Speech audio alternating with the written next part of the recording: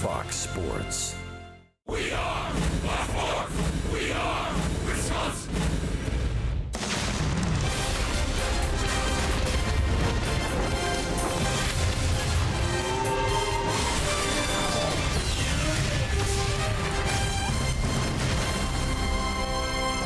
One-time trailed by 3 here today. Now trying to hang on and get a 1-run win. Runners on the move. Pitch is taken. The throw down to second. He's out at second.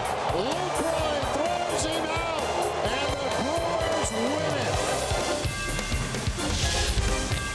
After consecutive thrilling comeback victories for the Brewers, it's down to South Florida on a gorgeous night for baseball as the Brewers open up a 3-game series against the Miami Marlins. Ryan Braun comes to town, riding that 8-game hitting streak with homers in each of his last 2 games against the Reds in Cincinnati. And Martin Prado, a 4-hit day yesterday for Miami against Philadelphia.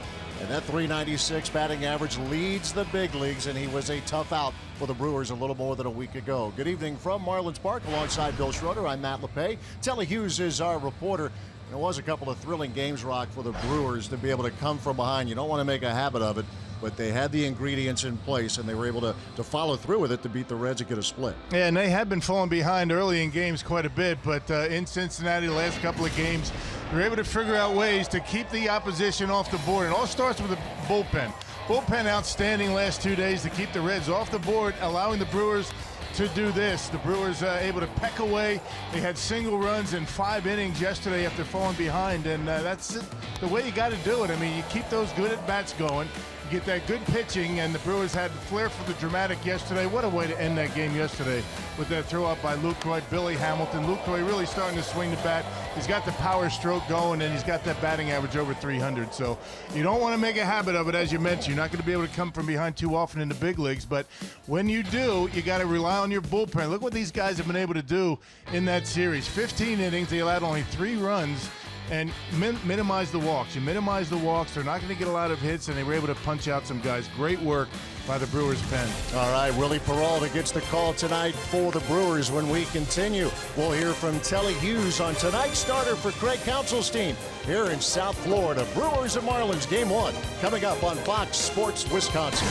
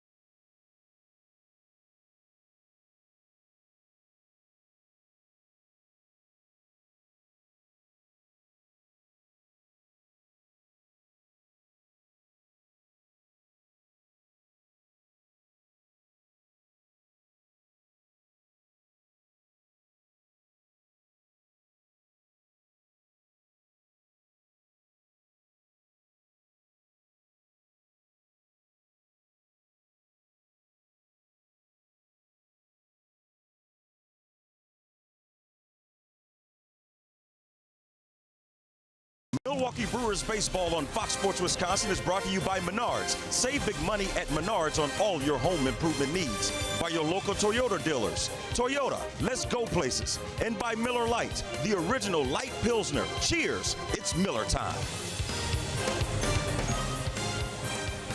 Jose Fernandez will make his first career start against the Brewers in the first of a 3-game series between the Brewers and Marlins here in South Florida. As we welcome you back to Marlins Park, where tonight's starter Jose Fernandez has a 19-1 career record at home. And once again, this will be the first time he faces the Brewers, but he's a tough customer here. So far this season, Fernandez has a 3-2 record with an earned run average just south of 5. The crew will counter with Willie Peralta, whose start was pushed back to tonight due to the birth of his daughter.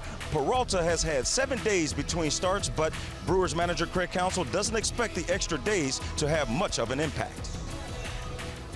At this point in the season, it's not a factor either way. You know, if we were talking in August, I think every pitcher, you know, could benefit from some days, extra days. In bullpen before the game is hard because, you know, I see him doing really good in the bullpen and so in the field, and then I see the bad bullpen and great on the field. So you don't never know until the game starts. So. Coming up, can the crew kick off this series against the Fish by picking up their 3rd straight road win? Matt LePay and Bill Schroeder will be back after the break with the first pitch and call between the Brewers and Marlins next from Miami.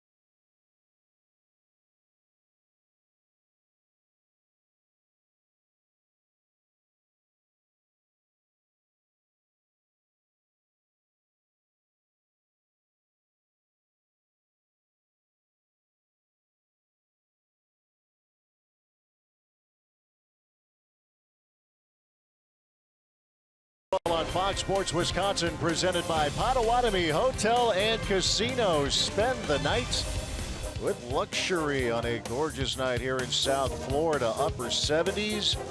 The roof is open here at Marlins Park. A clear sky. Unseasonably cool, they say, by South Florida standards for this time of year. We are not complaining. As we get set to start a 3-game series, Brewers and Marlins. Craig Counsell's team with a couple of very exciting comeback victories over the weekend against Cincinnati. His team played from behind most of the weekend.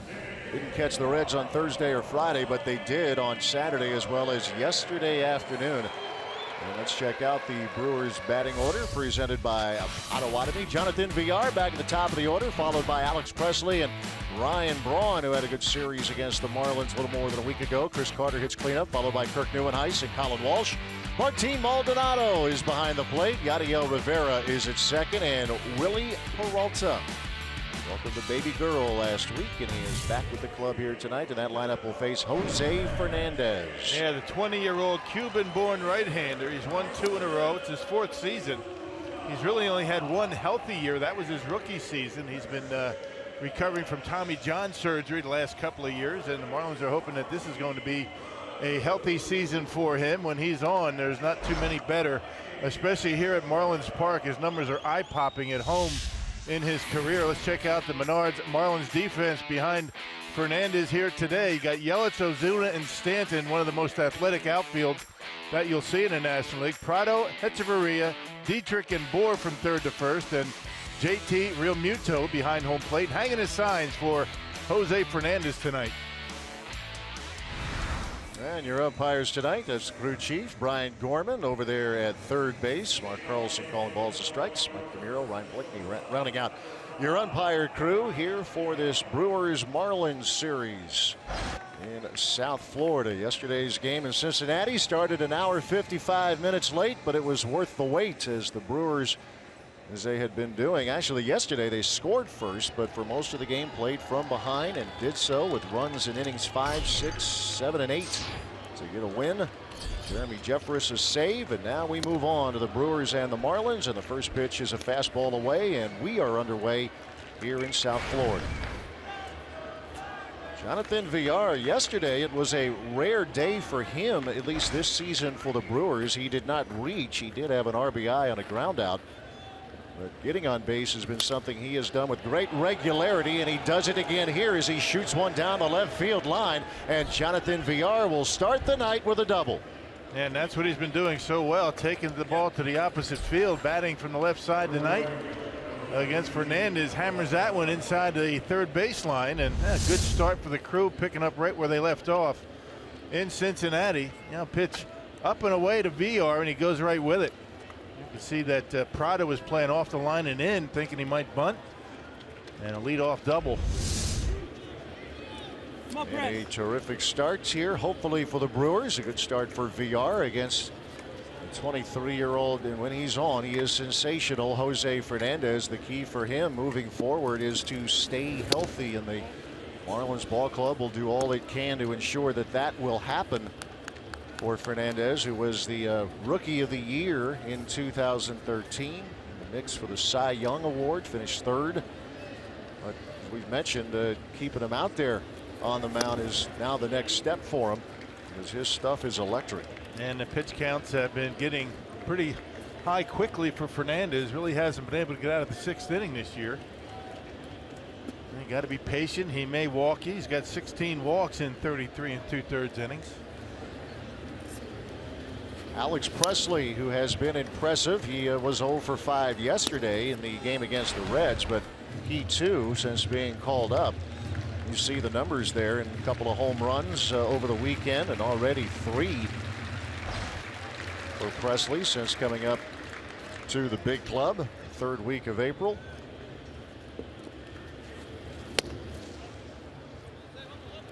Craig Counsell was talking before the game how impressive it's been. Presley and Hernan Perez combined for 6 home runs coming off the bench, coming out of, up from the minor leagues, and getting some run production from some of the guys that they have brought up. Presley playing well out there in right. Domingo Santana, they had that shoulder checked out back in Milwaukee, but good to go and expected to be at least ready again off the bench, and hopefully sooner than later he'll be healthy enough to get out there. But in the meantime, Presley has played well out in right field, and he just draws a walk here. So the first 2 Brewers have reached to start the game. And the last 2 fastballs really not even close. Fernandez fastball is fairly straight. He's got a slurvy kind of slider, kind of a mix between a slider and a curveball that he goes with the fastball, and a changeup. And there are times that maybe overuses the breaking pitch, but difficult commanding the fastball here in the 1st inning. We'll see what happens as the night goes on. The roof open here, which is not something that the Brewers have seen with any degree of regularity in their trips down here, but they say the ball can jump a little bit as Ryan Braun has to scoot out of the way of that mid-90s offering from Fernandez. Yeah, unseasonably cool and no humidity really down there on the field before the game today. And you're right. I mean, I've been here. Was it 4th year of this stadium? It's never been closed for the game. It's been closed for batting practice before, but they seal her up to cool it off. Ryan Braun brings an 8-game hitting streak to Miami, the former Miami Hurricane. He has homered in each of his last 2 games, and you see that is a for-real hitting streak. At .429 average in that clip. A lot of twofers in there. Including yesterday, a homer and a double in a 2-for-3 afternoon at Great American Ballpark. 7 homers, 24 RBIs for Braun. And there's a fly ball hit back into right field. Giancarlo Stanton going back and up against the wall. He'll make the catch. Yeah, Brony thought that was out of the ballpark. Yeah, a little bit of a jump as he got to first base when Stanton got it in front of the wall. And we're not in Cincinnati anymore, boys.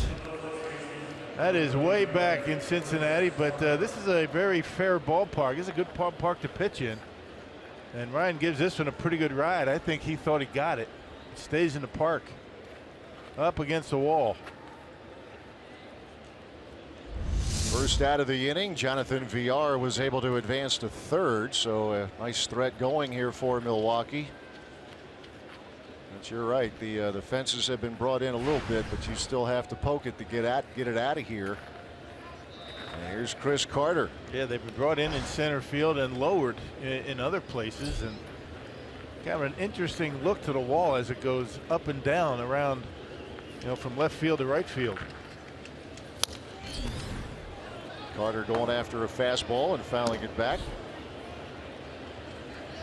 This is what we're talking about. At its highest, the wall is 11 feet high. It goes across and goes down, and some of the areas that they could not lower, those permanent scoreboards right there, they had to stay. So kind of an interesting look. Yeah, it is. It's either 11 feet or 8 feet, and then over toward the right field corner, it's 7 feet. But the deepest part of the park there at 407, that was brought in from 419.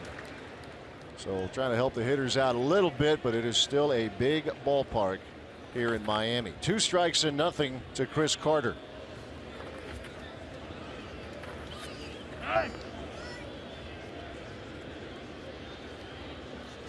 See the 10 home runs with Carter. He still leads the National League in extra base hits with 20. His last 4 hits have been singles, and he rolls one over to Prado. Double play chance, and they will convert it. Around the horn they go. 5-4-3, and the Brewers miss an early opportunity. Bottom of the first, no score here in Miami.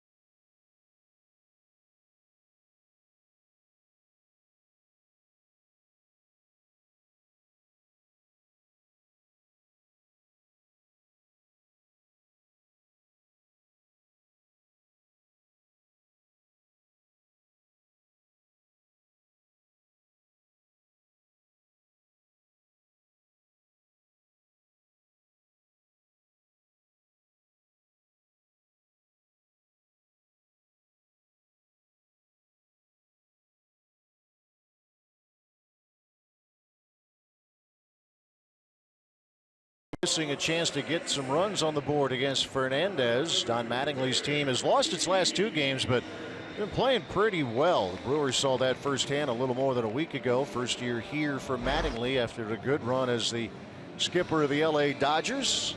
Let's check out the Miami batting order presented by Potawatomi. Derek Dietrich will lead things off, followed by Martin Prado and Christian Yelich. Giancarlo Stanton hits cleanup. Justin Bour had a big series against the Crew. Marcell Ozuna out in center. 7, 8, 9, JT Realmuto, Adeiny Echeverria, and Jose Fernandez. And that's the order that will face Willie Peralta. Yeah, 8 days between starts. This is the 8th day, actually. This last time out, May 1st. A win against the Marlins at Miller Park, a 14-5 victory. 5 2/3, gave up 5 runs, but he was staked to an 11-1 lead. He was. That was another day where the Brewers had an offensive outburst, much like Saturday night. Really had a long inning there in a good way. The Brewers had a 7-run inning and really was unable to get through the 6th, but the Brewers got the win. He has won his last 2 decisions. Edmund has done very well against Miami in his career. His 8th start, he's 4-1. Earned run average just under 4.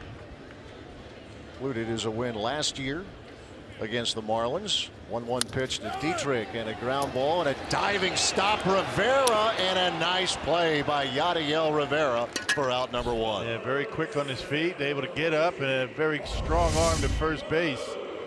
Sometimes that can be a tricky catch for your first baseman, putting something on it like that, a little off the mark, but Chris Carter able to handle it. And let's take a look at the rest of the Menards Brewers defense. Braun Neuenhuis, Presley in the outfield. Now Walsh gets a start at third base. Jonathan Villar at short. We already talked about Rivera making his 8th start at second base. Big Chris Carter at first, and Martin Maldonado, as usual, catching Willie Peralta. And Martin Prado, the best hitter in the big leagues going now. 4-hit day yesterday for him. On the brink of a 400 batting average. And to say the least, he was a very tough out for the Brewers in the recent series at Miller Park. He went 8 for 15 in that set, and he will send one into shallow center field, and Neuenhuis trying to play it on a hop, but it got past him, and Prado will get to second. And that's where most of his hits come, into center field. I mean, he does a very good job of staying on the baseball, inside outing that baseball, and shooting it into center field. A lot of his hits in Milwaukee came into center field, and this one right off the end of the bat, and froze Neuenhuis for just a second. I don't think he would have got there anyway. I would imagine that might be a double. Kind of a tricky hop off the glove.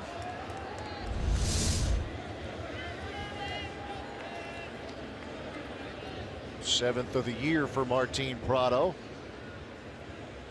Now another good hitter for the Marlins, Christian Yelich. This is a team that hits the ball very well. Right up there in the National League in batting average. A little chopper to Peralta. No play over at third. They'll get Yelich for out number 2. Prado advancing.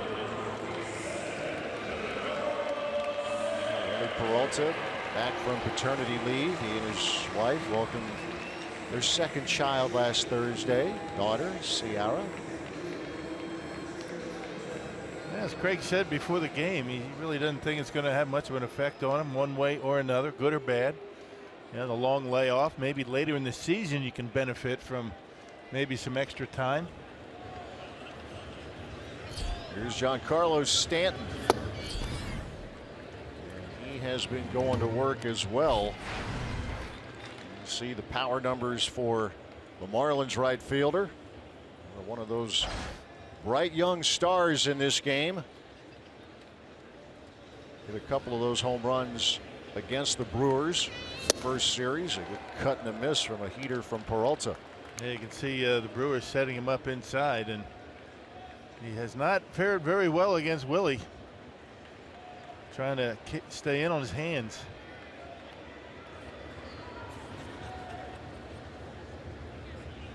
One pitch.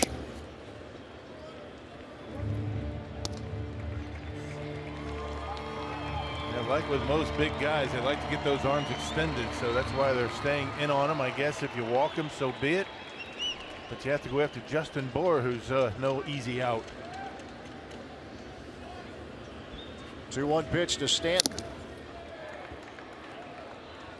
I mentioned Stanton doing some pretty good work at the plate. This is what he did against Chase Anderson a little more than a week ago. Launched it. Yeah, on a changeup. That's how far he hit it.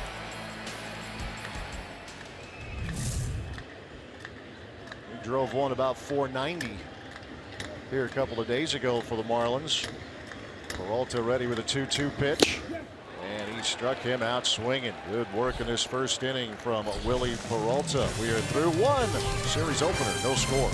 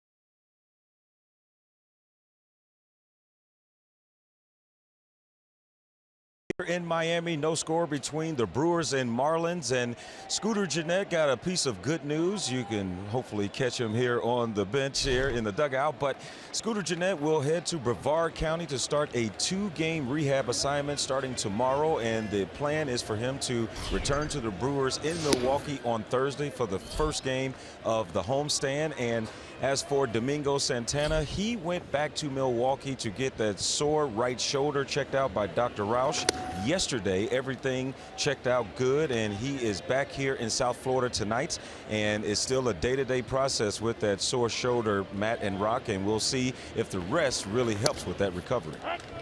Yeah, thanks, Telly. The only time we saw Santana in Cincinnati was as a pinch hitter. That's that much he can do. They'd be pain-free, but still trying to get a comfort level to play the field. As Kirk Neuenhuis leads off the second inning for Milwaukee. Yeah, Brewers are saying that it really doesn't bother him too much to swing the bat. It's throwing the baseball, so which is why you haven't seen him out in right field.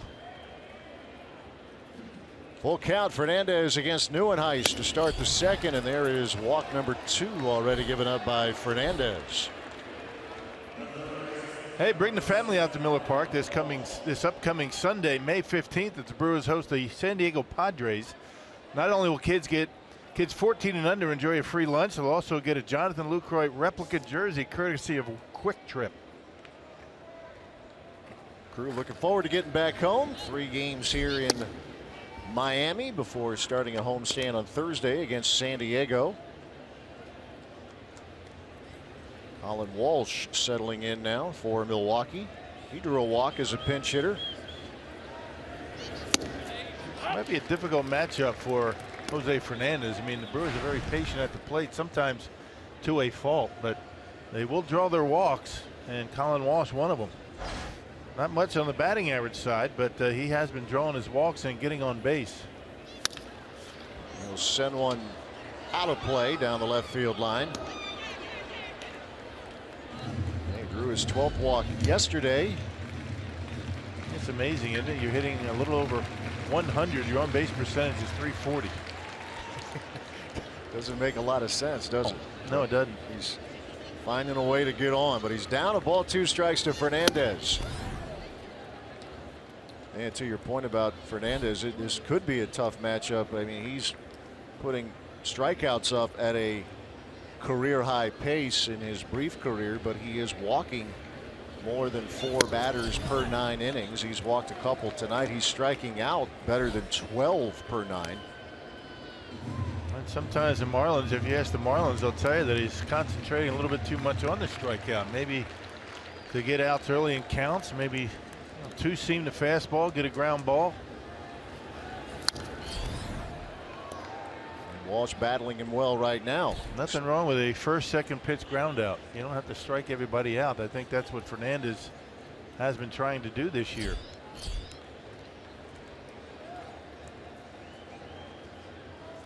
Keep in mind the deepest he has gone in terms of pitch counts was his opener against Detroit. The one game he has lost at home in his career. He is 19-1 in the home ballpark, but it was a 106 pitch count against the Tigers, and strike 3 called on Colin Walsh. He was thinking ball 4, but instead he's rung up for out number 1. Yeah, Fernandez coming inside and caught him looking. I didn't expect it in there. Pretty close pitch, but Walsh takes it right at the bottom of the strike zone. Now you see number 6. Yep, it caught the strike zone. He's only lost once here, but this is a different ballpark tonight. I mean, the fences are in, the roof is open. It looks as though the wind is blowing out to left. So it used to be that, you keep guys gap to gap in this ballpark. You're like the old Astrodome. I mean, you got a pretty good chance of keeping them in the ballpark. Might not be the case here tonight. There's Martin Maldonado. With the runner on the move. Maldi fouls it back.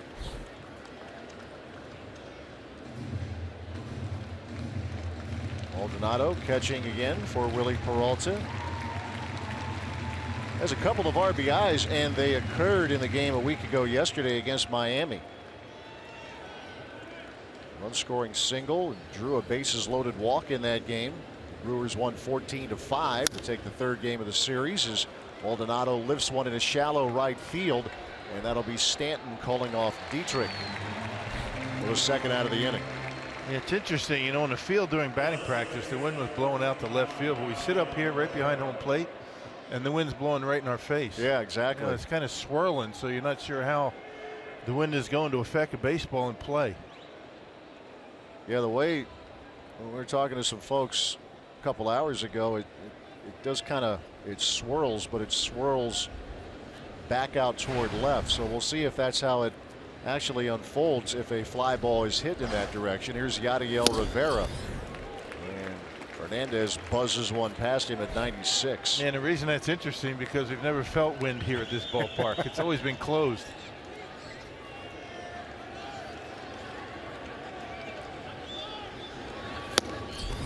And as the weeks go by, the air you feel gets heavier and heavier down here, right? But tough on the hair, I've heard that. The humidity. A lot of bad hair days. Yeah.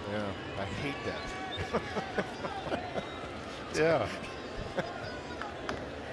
Makes me look even grayer if that's possible. Going every which way. All the dilemma. 1-2 to Rivera. Did an impressive play in the field already in this game.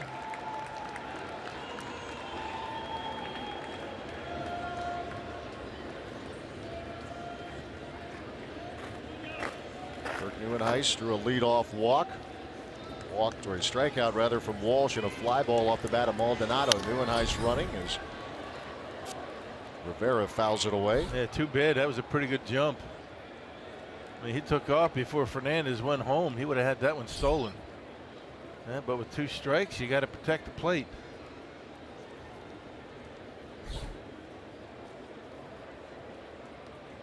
A ball, 2 strikes. And a breaking ball waves and does not get it. And that'll do it for the Brewers here in the 2nd. They leave him 1 runner aboard. Still no score in Miami.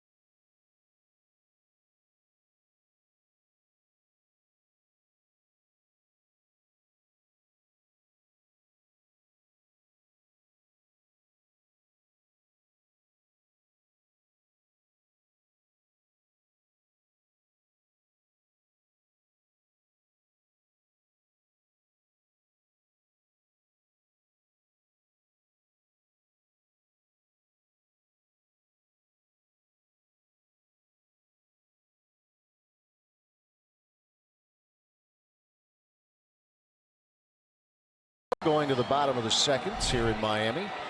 In support of May as Mental Health Month, Fox Sports Supports is proud to team up with NAMI, the National Alliance on Mental Illness, and their commitment to improving the lives of families and those affected by mental health conditions. Learn more about how to be stigma-free and visit foxsportssupports.com.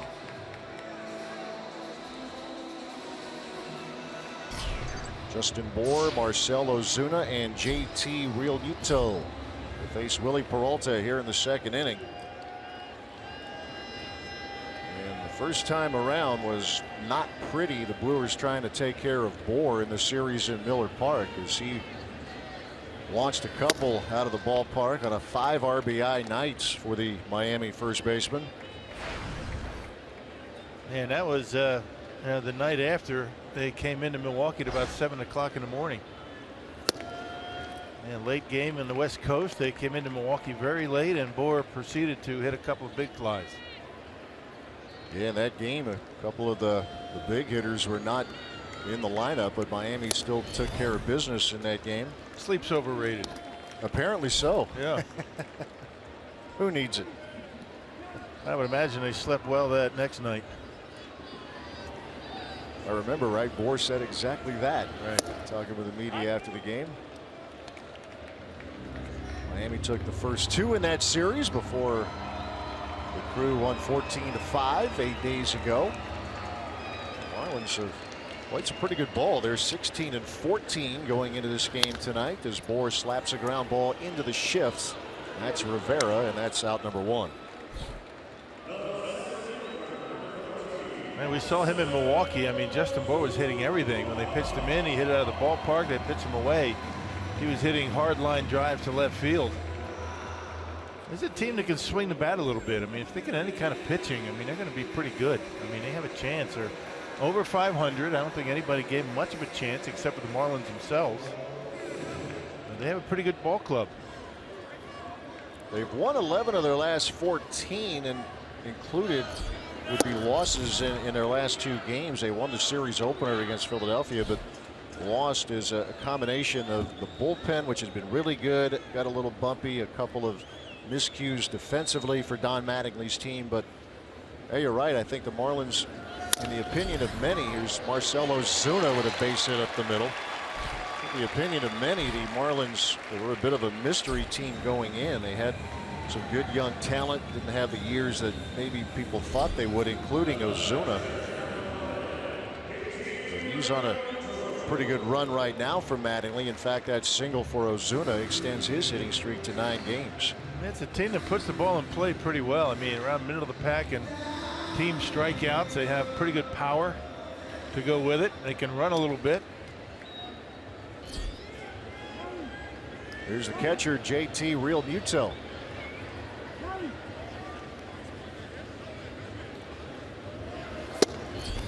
Mentioned that road trip for the Marlins. It was a good one. That Rock referring to the overnight flight from LA to Milwaukee. The Marlins swept the Dodgers 4 games out in LA, and that was then they had beaten San Francisco before that. They had a 7-game run. So up until this past weekend, they had won 11 of their last 12. The one loss being to the Brewers on Sunday as Realmuto sends one to deep left center field. Nieuwenhuis reaching up, and that is out of here.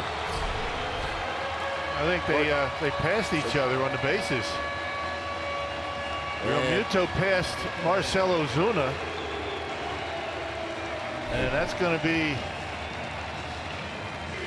Well, the Brewers saw it too, and the umpire has to see it as well. I mean, let's take a look at that again. And they're not calling it out.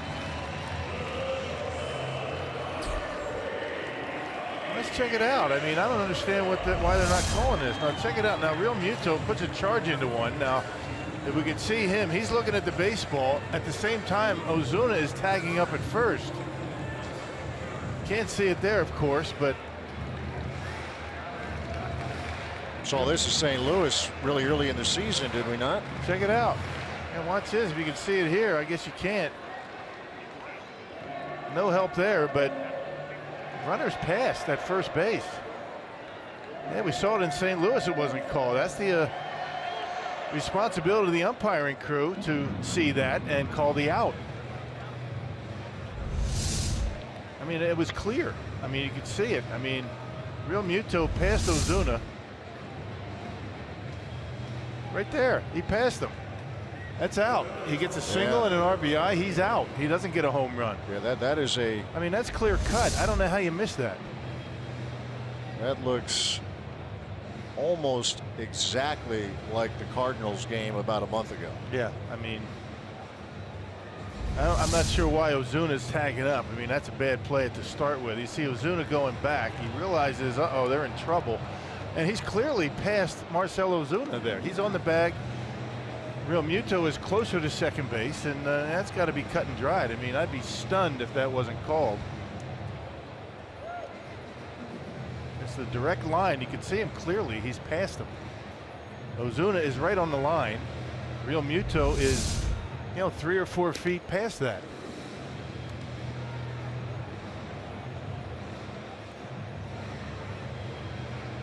This little conference and review is taking a while here. That's just bad base running by Marcell Ozuna. There's no business why he'd be tagging up there.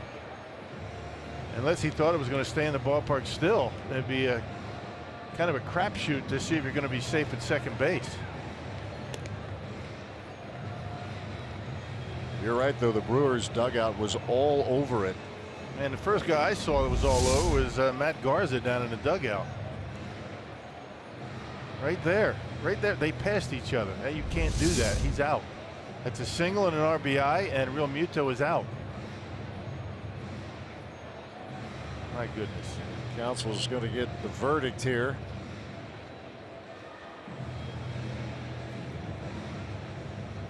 And the message will be relayed to Don Mattingly.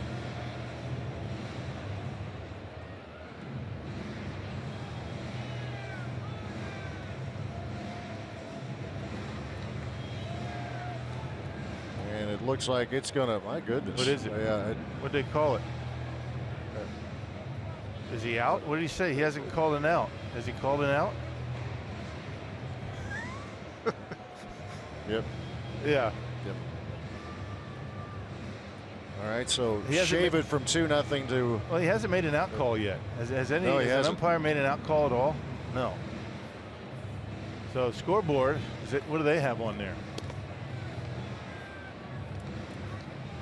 Right now they have nothing. Maybe good to tell everybody what the call is. There you go. Well, he got the word from New York. In the production truck, they said that Real Muto is out. He gets a single and an RBI. The rest of the crowd has no idea what's going on. So there you go. After all that, base is empty.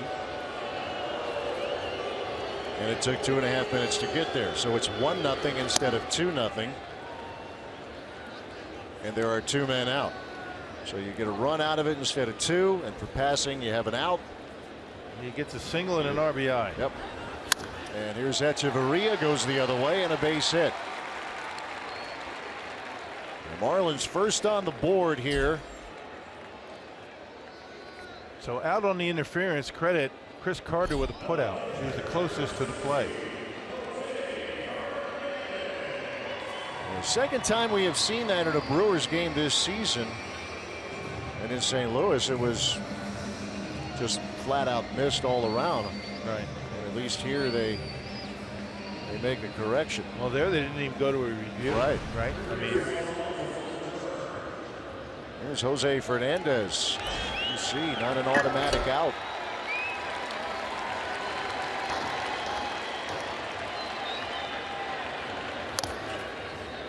well, now they put another run on the board.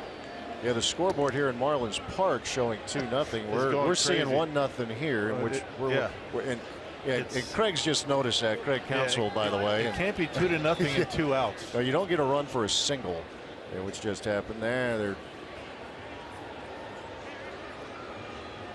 See, this is where they got to clean this up on the replay. I mean, Brian Gorman never actually said anybody was out. Never made an out call.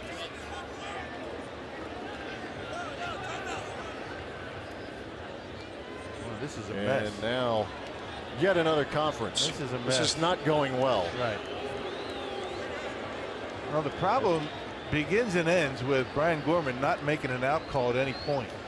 He never did. Did you see it? No, I did not. No. The crew chief there.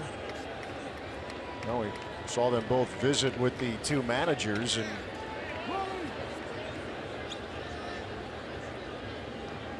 the in-house scoreboard still showing 2-zip, but trust what you're viewing there as Fernandez bounces to short. VR. And the inning is over. Bizarre as it is. We're pretty sure it's 1-0 Miami after 2.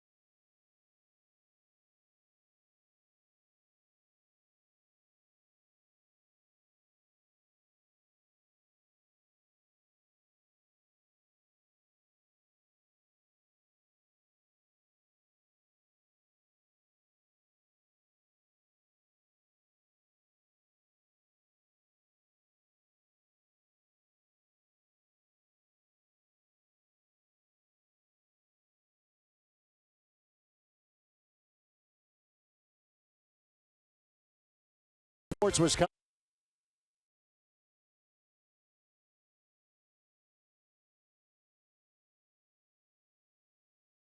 On Fox Sports Wisconsin is brought to you by Hupy and Abraham. 1-800-800-5678. Hupy and Abraham. Tell them you mean business. 1-0 Marlins lead the Brewers after 2 innings. Confusion reigns, not with you, the viewer, we hope, but for the fans here at the ballpark, as they're flashing 2 on the board for Miami. Should have been 1. Real Muto on a home run, but he passed Marcell Ozuna. And after review, there they finally got it right. Single, RBI, put out. Carter on the interference. One runner passes another, and that was what happened. Ozuna was actually tagging on a deep fly to left center.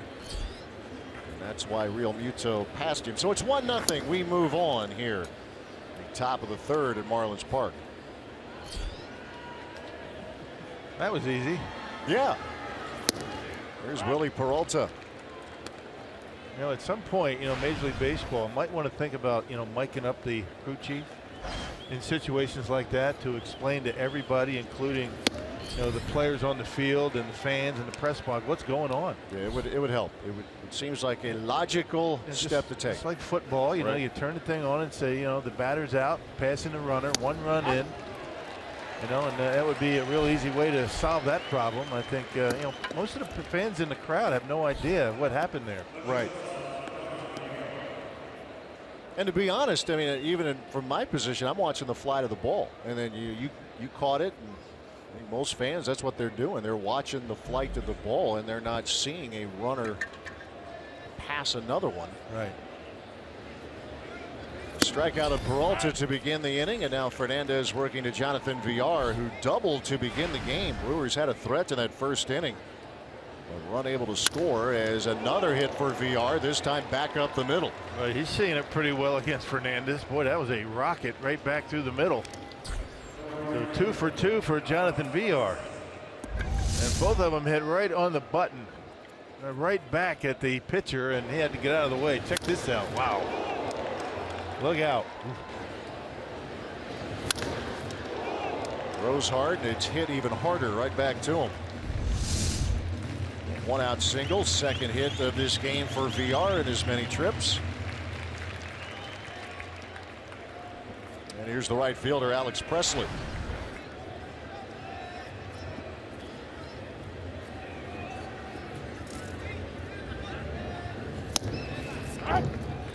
Fastball in there from Fernandez. Rookie of the year 2013, finished just behind Clayton Kershaw and Adam Wainwright in the Cy Young voting 3 years ago. Runners on the move, pitch is taken, and the throw gets through into center field, and VR is on his way to third. Well, the best in the National League at stolen bases. Gets the better of JT Real Muto. Yeah, Brewers must have something on Jose Fernandez because they have been running. They've been on the move. You saw Neuenhuis take off when he was at first base. A good jump, pretty good pitch to throw on, and a good throw is going to get VR at second base. A short hop not able to handle it is Dietrich, and VR once again at third base with less than 2 outs. Stolen base and an error charge to the catcher. An RBI chance for Presley. Looks at a 97-mile-per-hour fastball.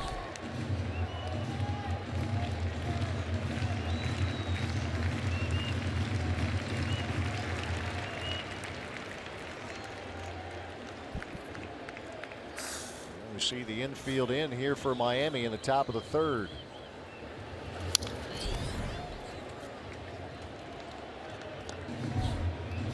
Presley had an 0 yesterday, but the 4-game stretch prior to that, he was 7 for 17, hitting at a good clip.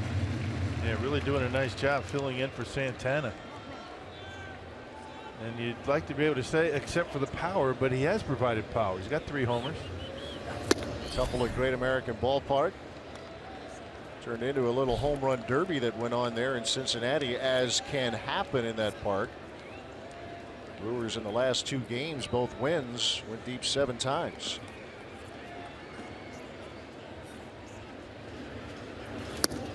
And that is strike 3, and there is out number 2. Yeah, that's that breaking pitch we were talking about. It's a good one when he's able to get it over the plate, get it down in the zone with 2 strikes.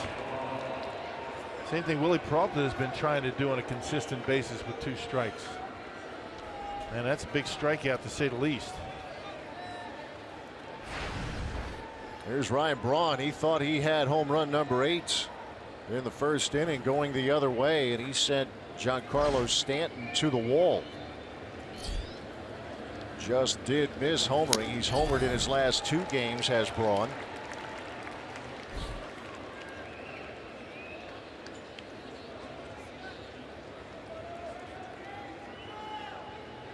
VR the runner at third. Single, stole second, advanced on a throwing error. Breaking ball misses to Braun. Among the leaders still, a number of categories. 4th in batting average coming into the game. Top 10 in on base percentage. And hitting .481 with runners in scoring position.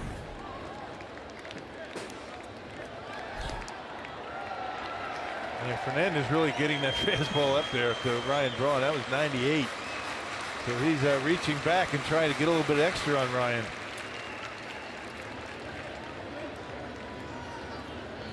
Been around a little bit, but to remind ourselves, he is just 23 years old. Braun stays in there, down a ball, 2 strikes. Yep, a year removed from Tommy John surgery certainly hasn't affected his velocity. Goodness. Came back last year, made 11 starts. Looked pretty good. Then had to go back on the shelf because of bicep strain, right bicep strain, and it took him out another month. Trying to be careful with his innings pitched. Here's the 1-2 to Braun. And a chance for Prado over at third. And there is out number 3. Another chance missed by the Brewers through 2 1/2, 1-0 Miami.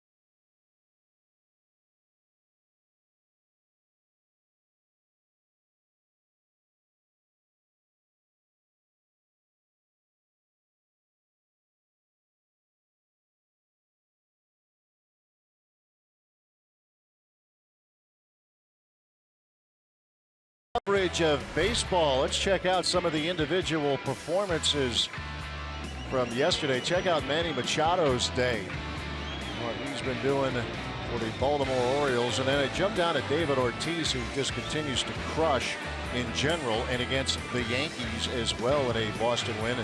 In the middle, Bryce Harper, that has generated more than a little bit of conversation.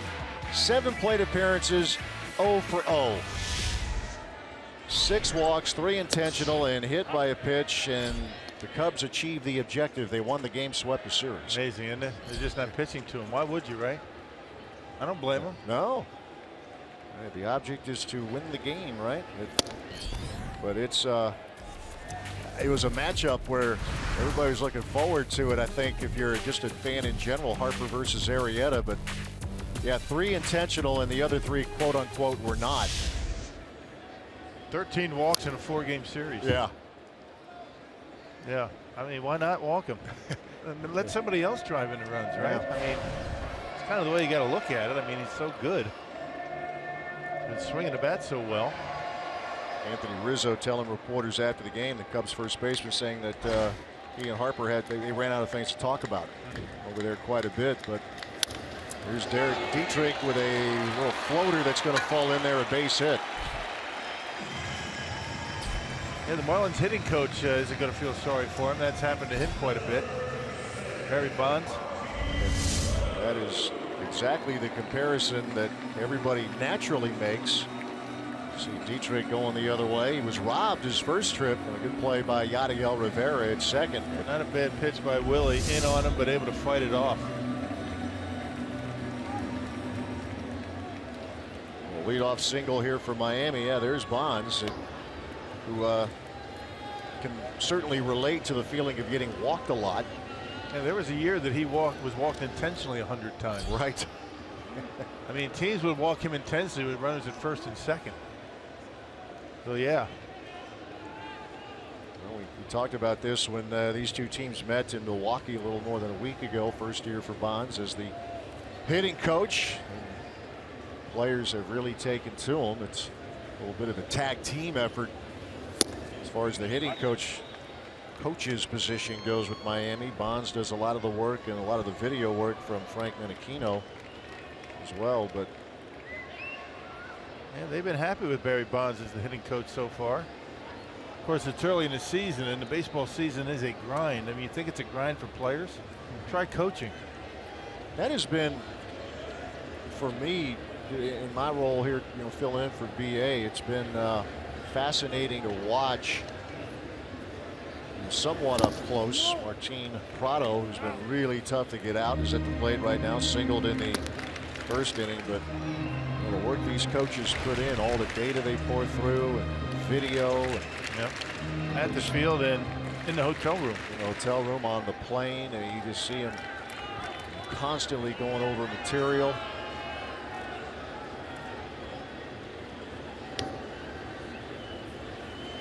Prado, the best hitter in the big leagues right now, and a liner caught by Rivera, and that's a double play. Dietrich straying too far, and it turns into a 4-3 line-out double play off the bat of Prado. Yeah, about the only way you get Prado out right now is hope he hits it right at somebody. Just a couple of steps, that's all it takes for Rivera to able to double him up. And you can see Maldonado's reaction, a fist pump and a good throw, and they double up Dietrich at first. Not much you can do about that. He did take a couple of steps, but not too many. Here's Christian Yelich. Bounce back to Peralta in the first inning. First round draft pick of this organization 6 years ago was Yelich. Debuted in the big leagues 3 years later.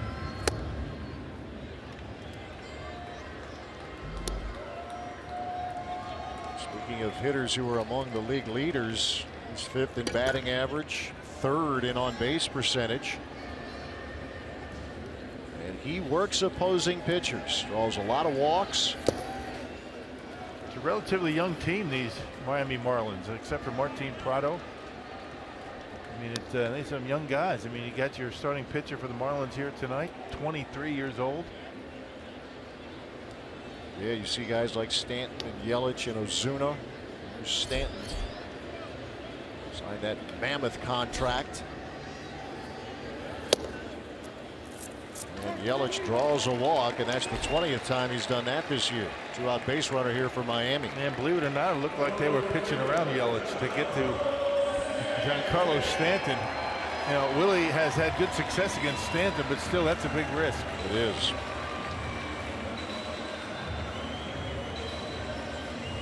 Stanton 1 for 13 now.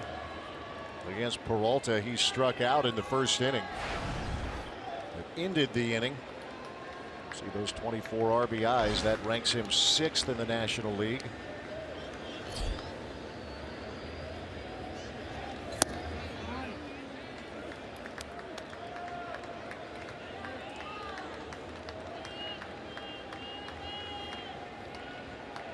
A couple of home runs in that series at Miller Park. Slugging at a 600 clip.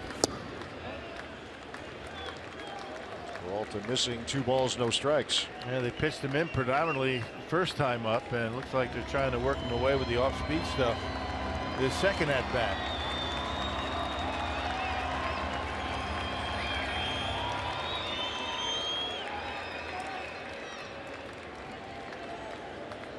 Yelich off the bag at first, drawing a 2-out walk.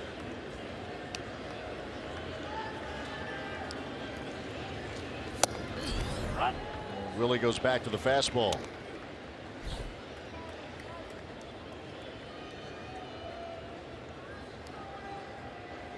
He has shown glimpses of that Peralta from a couple of years ago. Looking for more of that here, moving forward. And there's a bouncing ball. That's VR. Have him shifted as always, and that's out number 3. We are through 3 here in Miami. 1-0 Marlins.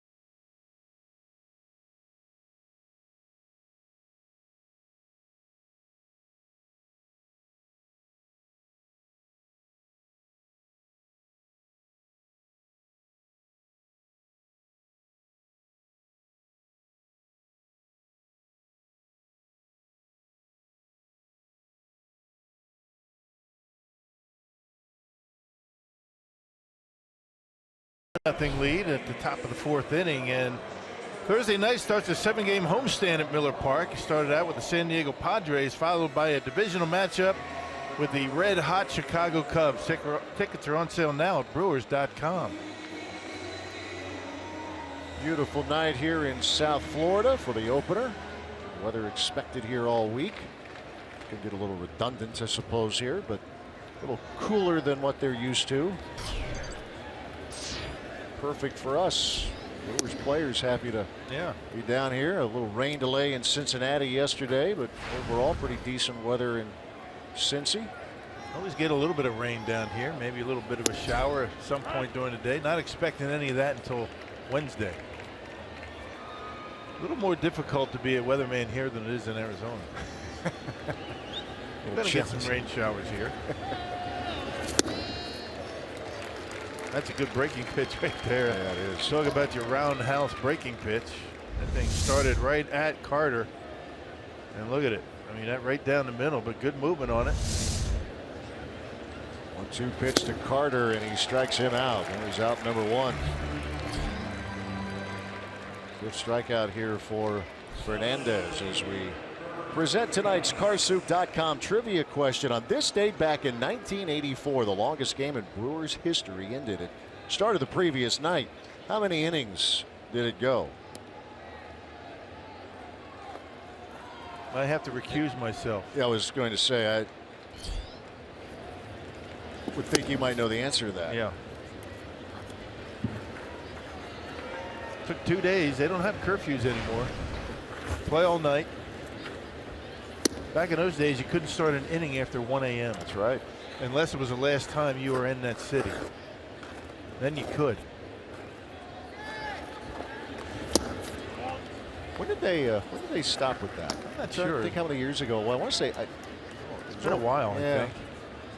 I'd say at least a decade, maybe longer. Yeah. I can look it up in the rule book. Yeah, we could, but you know. I'll get back to you. That'll be our pregame hit tomorrow. That'll be great. So now you know. Tune in tomorrow. And you'll know when they did away with the curfew. You won't believe the year that happened. Those broadcasting school teasers, you know. Wait till you hear. Speaking of when it happened, this ballpark is now 5 years old, not 4. I said 4 years old earlier. Okay. This is the 5th year. All right. Big night here in Miami. Got the Heat playing. Marlins continuing their homestand. Kirk Neuenhuis continuing to draw walks. That's the second one he has drawn here tonight.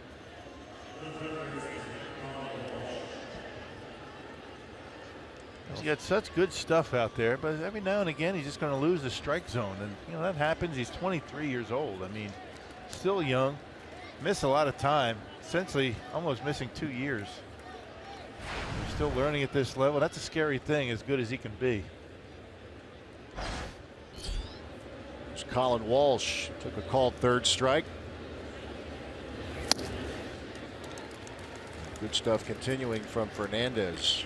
Went to high school in Tampa, Florida, after leaving Cuba when he was 15. He was drafted 2 slots behind Taylor Youngman. That was an interesting draft class. Garrett Cole was the first overall pick. 2011. Francisco Lindor was a top 10 pick.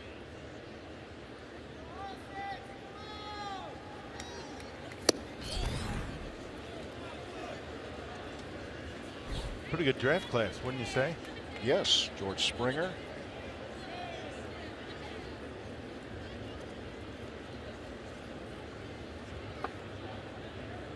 And he was number 14. And now Neuenhuis started to break, and now Fernandez has him hung up. And that is a room service putout right there. That's the kind of jump he got when he was on first base last time. And Fernandez he forgot about him, and this time he steps off. He saw something move. He saw the movement of the leg and took off, and an easy out. That's a 1-6 putout. Saying he was out of the baseline to try to avoid the tag. 2 men out, and Walsh a swing and a miss. 1-2.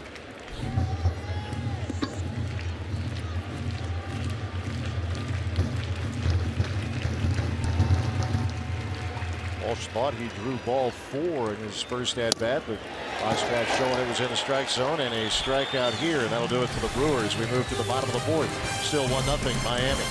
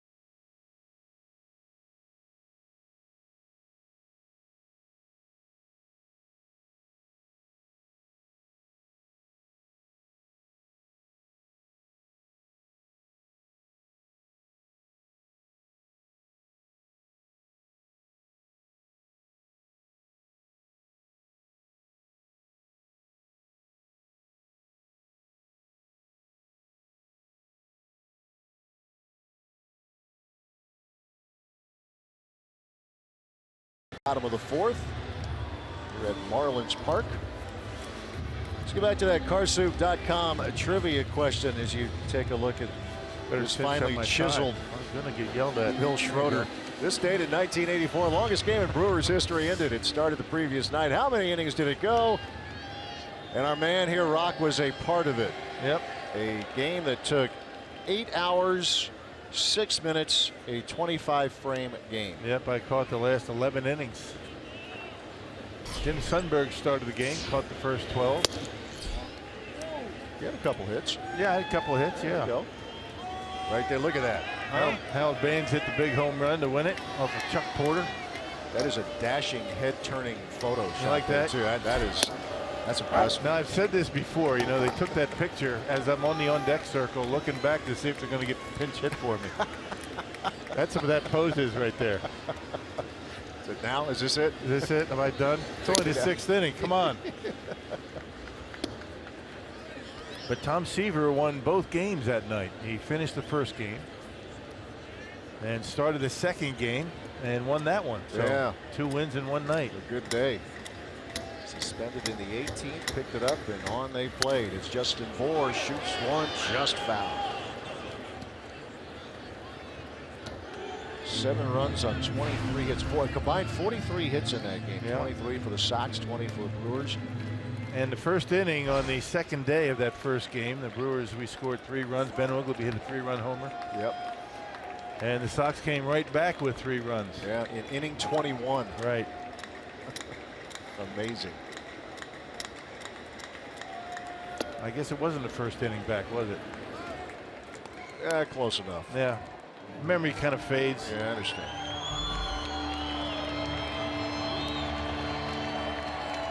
Well, it's kind of cool to just look at the box score of that. You know, Don Sutton, Pete Ladd, Wally Fingers out of the bullpen in that game. You mentioned Tom Seaver. Not bad. Davey Nelson, our own Davey Nelson, was coaching first base for the Sox that night. Okay. Back in those days. That's the Greg Ruzinski, Ron Kittle era. Carlton Fisk with the White Sox in those days. 2-2 pitch to Bour.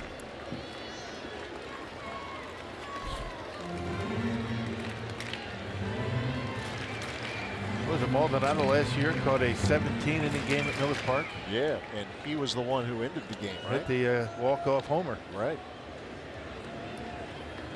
Against the Diamondbacks, late May.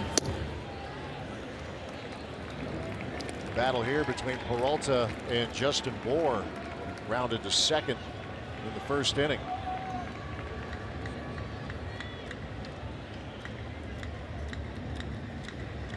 Here comes a 3-2 pitch. And that is hit into center field, a base hit for Bour.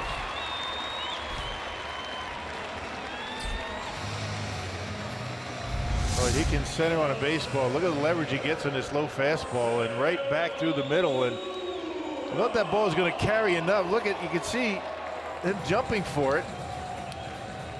And it didn't go that far from Neuenhuis catching it. Amazing. That ball had some backspin on it. It did. Bour had to miss a little time, dislocated his pinky finger in game last Tuesday, but back in the lineup over the weekend. Not often you get an infielder jumping for a line drive and you almost get a catch in the outfield. Right. Here's Marcell Ozuna. He had a single and it led to confusion later in the second inning. Well, recap it for you as we move along. 1-0 game. He has scored the only run of the game.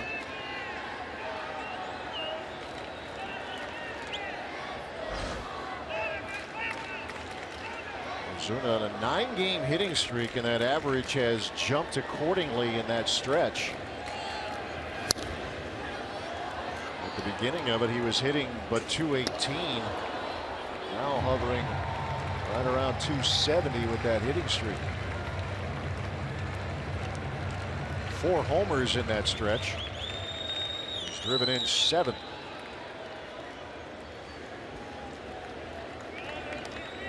Two strikes and nothing to Ozuna. Fastball's upstairs.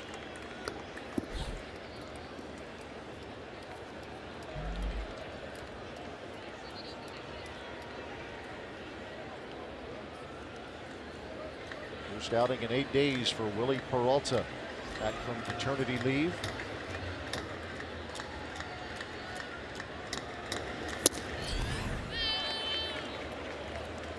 Beans in mid-90s and missing. Yeah, pretty good effort though. I mean, didn't miss by much. That outside corner right at the knees. Well, he's got good velocity. Now the slider once again tonight a bit inconsistent. That's a pitch that's been giving him problems all season.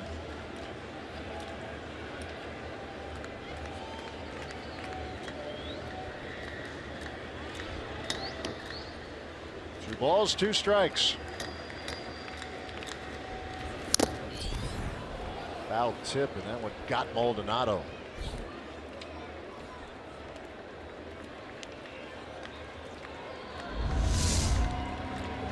Good movement on the fastball and got him right on the top of the foot. Check it out. That's how Lucroy broke his toe. Yep. It got the pad though. It was about this time last year, maybe late April. A series at Miller Park.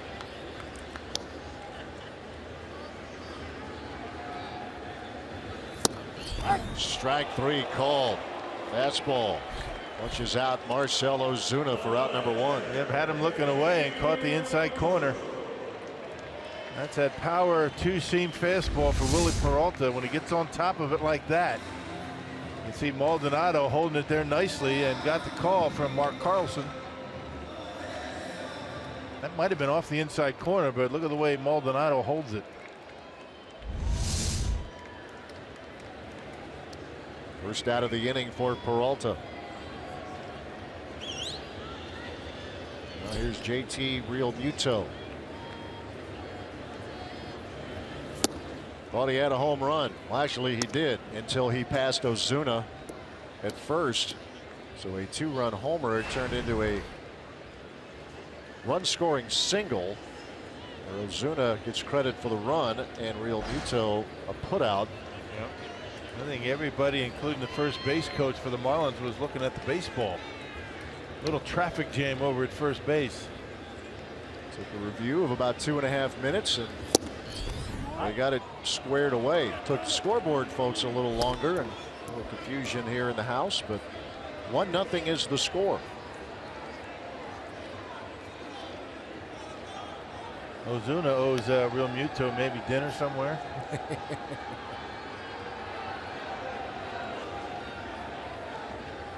Ozuna's been involved in a couple of unusual plays against the Brewers this season. And I would recommend having him take him to the Brewers hotel we're staying at, because that's going to cost him a pretty penny. You know, yeah, you raise a very good point there. And there's a bouncing ball to Rivera. VR1 on to first. There's 2, and that's a nice looking double play. 4-6-3, and that'll do it. We are through 4. Still 1-0 Marlins.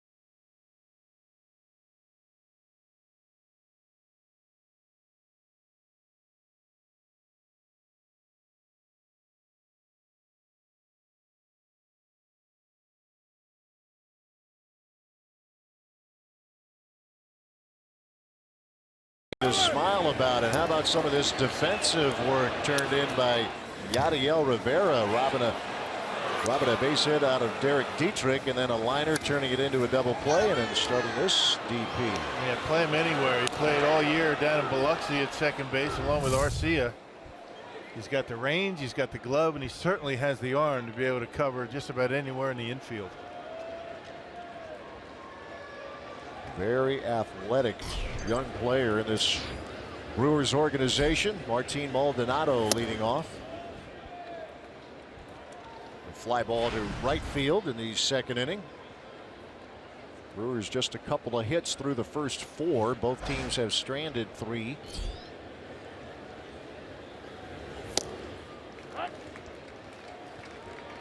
Basically been fastball breaking pitch for Jose Fernandez tonight. Haven't seen too many changeups.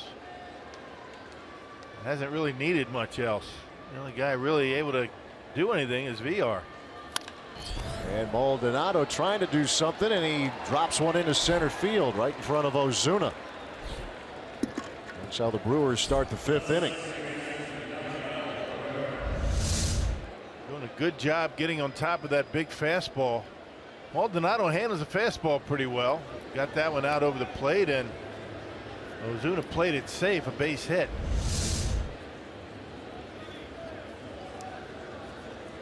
There's hit number 3 for the Crew, and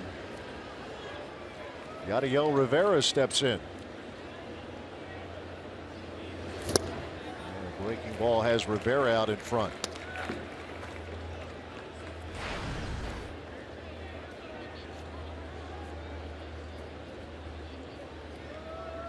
Still looking to bump that average up, but playing some good defense. And another breaking ball quickly. It's 0-2. Starting that bat a little bit too soon, but, thinking about that, mid to upper 90s fastball. Doesn't want to get jammed, and the first 2 pitch, Fernandez has dropped a couple of breaking pitches out of the zone on him. You've seen him hit 98, and he just goes to breaking balls. 1, 2, 3, and down goes Rivera, out number 1. Hey, get ready for Star Wars Day at Miller Park on Saturday, June 11th. Fans who purchase a special Star Wars Day ticket package will get a Stormtrooper bobblehead. For tickets, go to brewers.com/theme nights. A Stormtrooper bobblehead. That's tough. Yeah, well, you saw I kicked it. It was just a slight bobble when you got through it. But nothing, we have not seen the word customizable. Yeah, I nixed that. I make calls. Here's Peralta laying one down. They're going to try to get the lead runner. They do, and they get both of them. A double play. Real Muto starts it, and the inning is over. We are halfway through here at Marlins Park. It remains a 1-0 lead for Miami as Real Muto starts the inning ending double play, 1-6-3.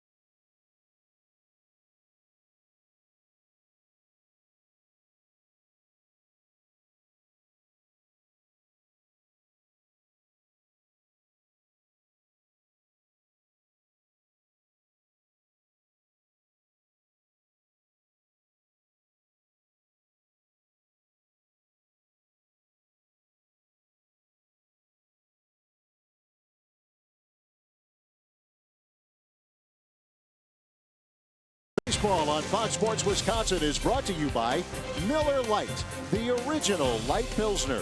Cheers, it's Miller time. And by the Wisconsin Lottery, reminding you to please play responsibly. The Brewers get a leadoff single in the 5th with a strikeout, and then Willie Peralta trying to bunt. Ends up bunting into a 2-6-3 double play. So the Brewers still off the scoreboard. Peralta back on the mound here for Milwaukee in the bottom of the 5th.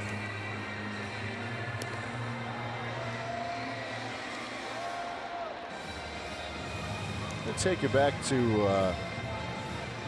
the unusual play, although the Brewers have seen it a couple of times this season. This is JT Real Muto over the wall in left center, but while that was going on, so was this. I think everybody realized what had happened. Brian Gorman, the crew chief, talking to New York, who's checking out the replay. The only problem that they had, the umpiring crew, once they made a decision in New York, never told anybody. Told the two managers, never gave an out sign, and a lot of confusion in the stands, on the scoreboard, whether it was an out or a home run. So it turns out they got it right, and it's 1-0. Yeah, the fans were barking when the scoreboard here at Marlins Park still showing 2, and then went to 1, and then it went back to 2. But yeah, that's, as you mentioned, that's the next logical step here with what they're doing with replay. The whole idea is to get it right, which they did. And nobody knew it. Right. I mean, nobody, or very few. The Brewers dugout was all over it.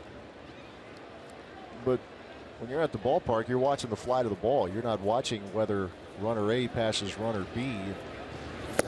You serve a purpose in the ballpark, and you confirm it for everybody else. The one guy that should not be watching the baseball is the first base umpire. Right. He should have been watching what was going on, called the out right away. He didn't. Yeah, it was something that the Brewers had to put up with, if you will, in the series against the Cardinals, and it wasn't even looked at.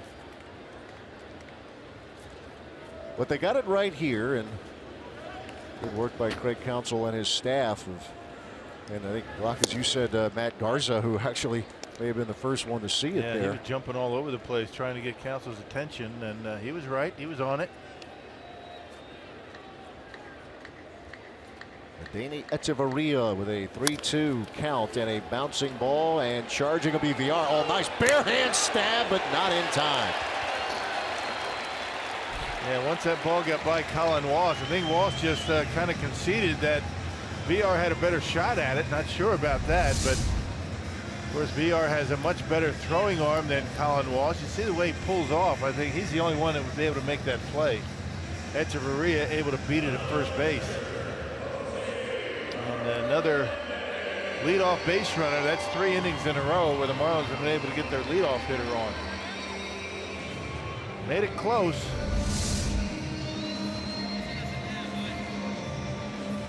Two with that strong arm. He and Rivera, the two middle infielders, very athletic, strong arms, but not quite able to get Echeverria.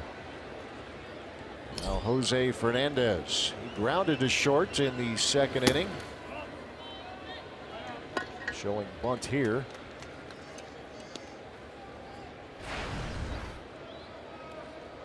Not a sure out, this guy. He can swing a little bit.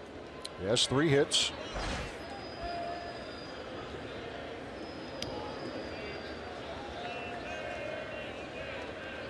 Here's the 1-0. And this is bunted foul up the line.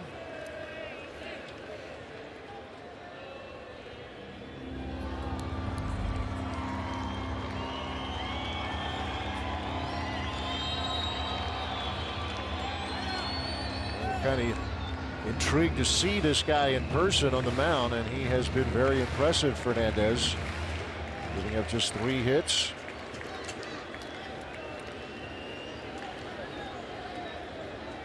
Marlins have 7. Infield single for Echeverria.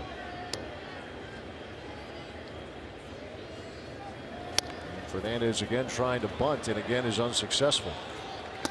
Sometimes that's a difficult pitch to bunt. That fastball in on your hands. Kind of pulling the bat back a little bit, to make sure you don't get hit by the baseball, or at least the hands don't get hit. A lot of times you pop it up. So he's a little frustrated there after 2 foul balls on bunt attempts.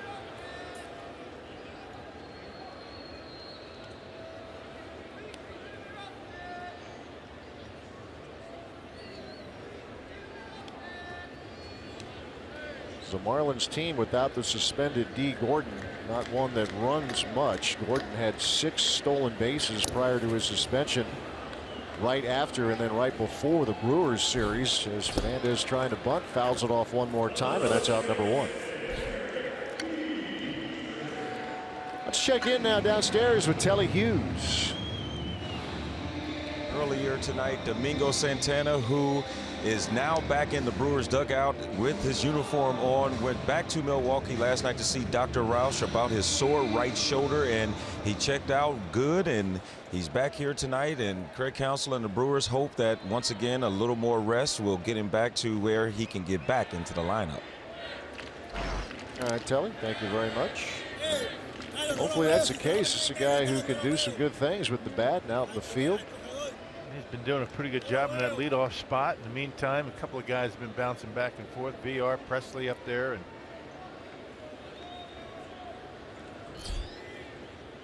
there's Derek Dietrich, 1 out and 1 on here in the 5th for Miami. Dietrich had a hit taken away and a nice sliding stop by Rivera in the 1st. Singled to left in the 3rd, but was erased on a double play. A liner off the bat of Prado that was caught by Rivera. Dietrich too far off the bag.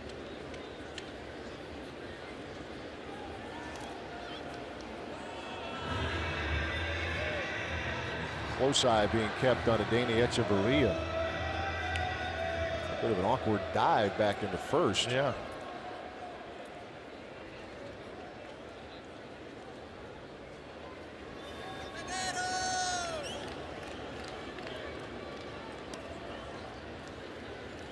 Peralta Maldonado combination again. Back at it, pitcher catcher. In fact, Maldonado is the godfather of the new baby girl in the Peralta family.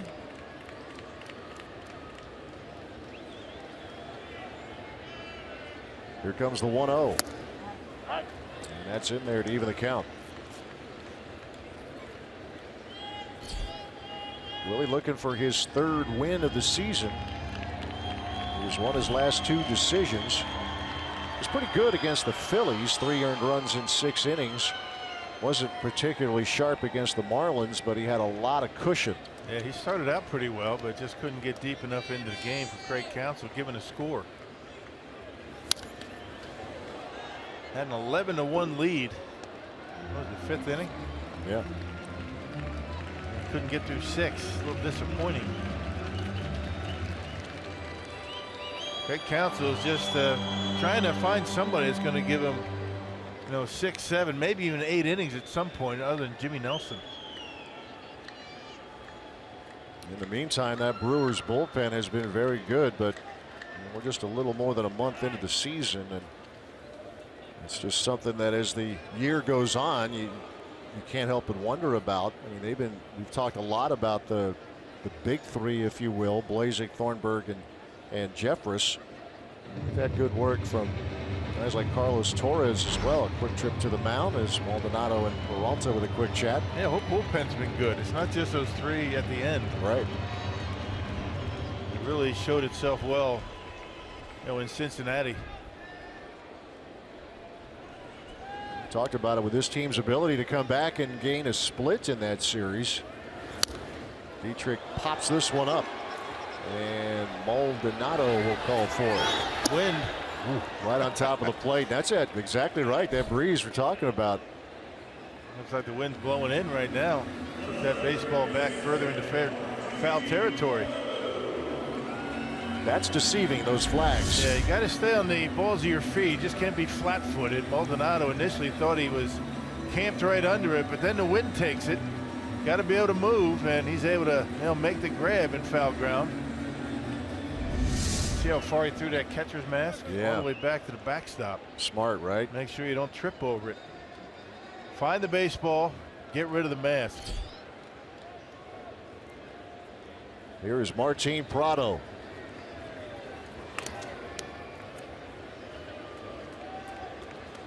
Echeverria began the inning with an infield single. Prado is 1 for 2. Single to center, lined into a double play in the third. He's been spraying the ball to all fields as Prado is one of the hardest, or the hardest, hitter to strike out of the National League. And he sends one opposite field, and that's a base hit. Echeverria motoring to third, and stop sign is up there, and Miami has runners at the corners with 2 men out. He's on everything, isn't he? He really is. Goodness gracious. I mean, 2 hits. He lined out into a double play in the third inning. Hit that one right on the nose. Some kind of hitter, and he's hot, but he got a pitch right down the middle of the plate. Didn't try and pull it. You know, it's really gap to gap for Prado. I mean, he uses the middle of the field very well.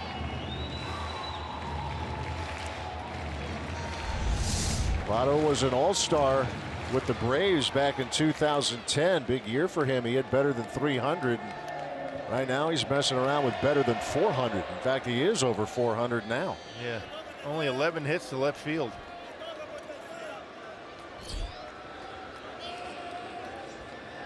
Here's Christian Yelich.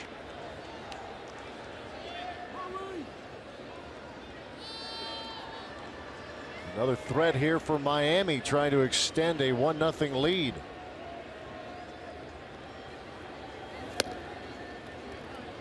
Talked a lot about patient Brewers hitters this season. Yelich is every bit of that and then some for Miami.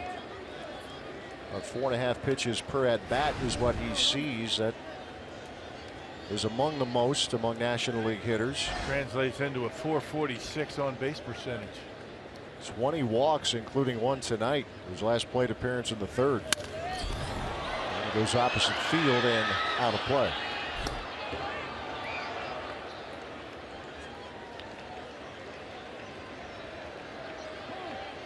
He's homered 4 times. He has driven in 16 as Yelich. The Gold Glove winner 2 years ago. Signed a 7-year contract extension after that season.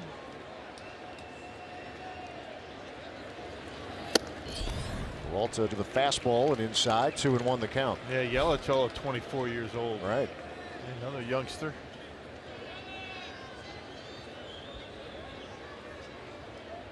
The on-deck hitter is all of 26, Giancarlo Stanton.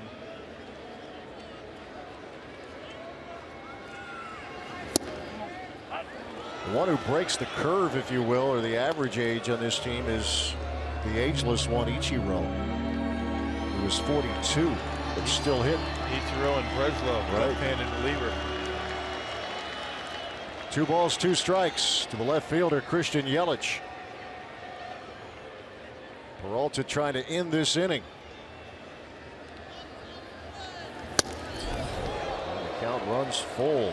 Buzzed one past him at 95.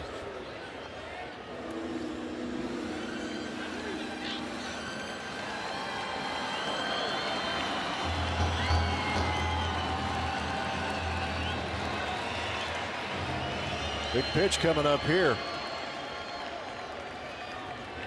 Echeverria, the runner at third. Prado at first. Here's the 3-2. In the air to left. Braun has it tracked, and on the track will end the inning. And Peralta gets out of it. We are through 5, still a 1-0 game.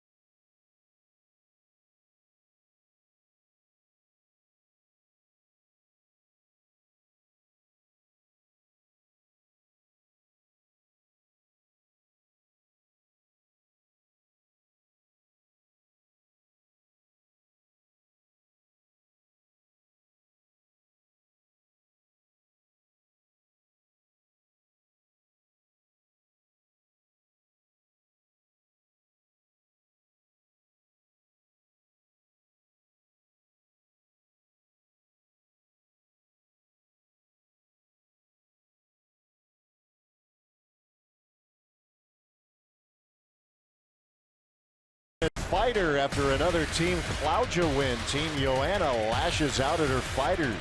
Team Claudia take out one of the competition's strongest fighters. It's on Wednesday at 9 p.m. Central, only on FS1. Well, your pitching lines here so far tonight. Marlins have out-hit the Brewers by 5, outscored them by 1, but Peralta hanging in there, got out of a little jam in the bottom of the 5th, and now the top of the order here for the Crew against Fernandez in the 6th. Yeah, it's been a nice start for Willie. It really has. I mean, he's had good velocity. He's been able to keep the baseball in the corners for the most part. Got some help with Real Muto passing Ozuna at first base, saved him a run. Chatting there with pitching coach Derek Johnson.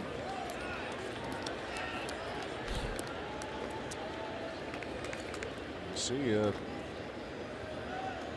Jonathan Villar as we check him out at the plate, presented by Blaze Pizza. The Crew with 3 hits in this game, and Villar has 2 of them. A double to start the game down the left field line, and he singled to center in the 3rd. Stole second, advanced on a throwing error, but was left stranded. And the count is full. Villar thought he drew a walk, not quite yet. Didn't actually let go of the bat completely, though. Correct. So you get points for that by the umpire. A swing and a miss. 95 on the heat from Fernandez. 8 strike out of the game.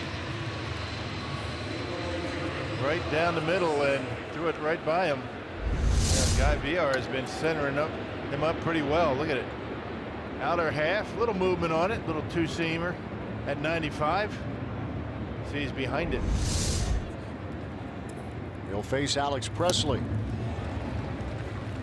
Hit a breaking ball there.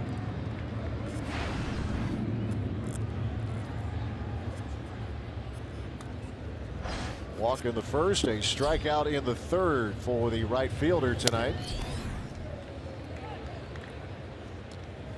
Fernandez in that Rookie of the Year season of 2013. The thought was he was going to begin the year in Double-A, but Marlins pitching staff was hit with some injuries, and he turned into the opening day starter. A year where opponents hit just 182 against him. All-star appearance. Man, just a matter of his ability to be able to stay healthy. That's all that's going to hold him back. And Presley goes down on strikes. He threw all 3 pitches to him in an at-bat. Fastball, changeup. Changeup was strike 2. I think it's one of the few he's thrown tonight. And then the slider. Yeah, to put him away.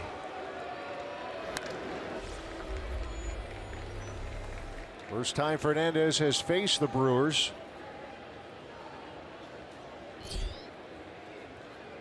Ryan Braun sent one to the track in the 1st inning, grounded to 3rd in the 3rd.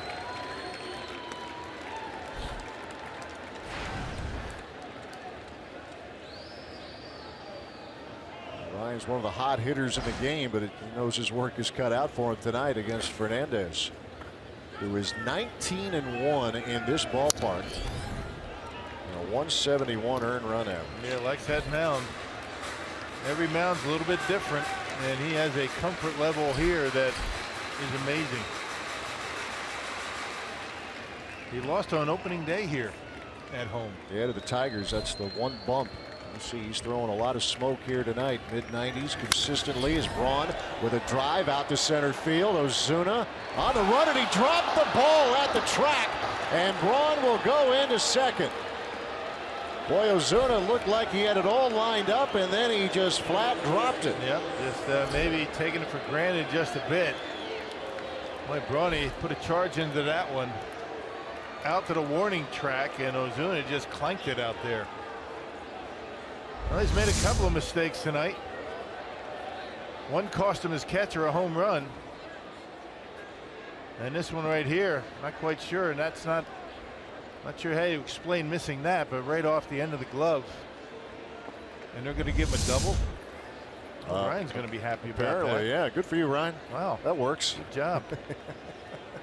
Well, he went to school here, so maybe give him a break. That's right. There's one for the University of Miami. My goodness. Go Canes. Here's Chris Carter.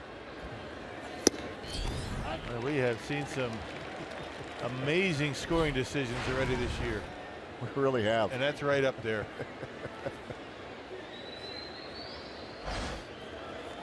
Hit number 4 at the moment.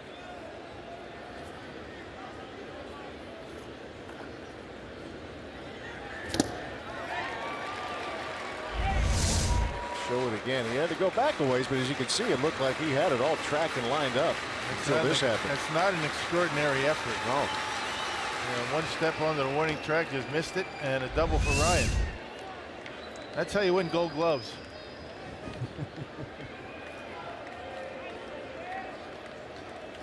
Well, if you're Ryan in the box score, you banged one off the wall. All right. And it extends his hitting streak. 9 games now. Yeah, Ryan said that's no double.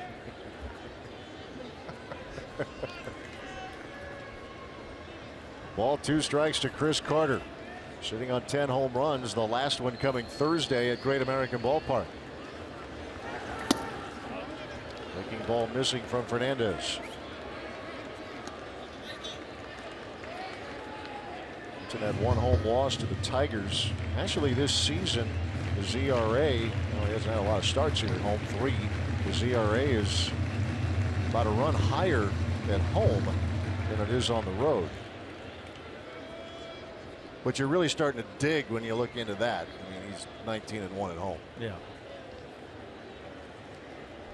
Unbeaten streak of 26 starts in this park. And Carter swings and lifts one into left center field. Room for Ozuna. And he'll get it this time, and the inning is over. The Brewers still have yet to score to the bottom of the 6th. 1-0 Miami.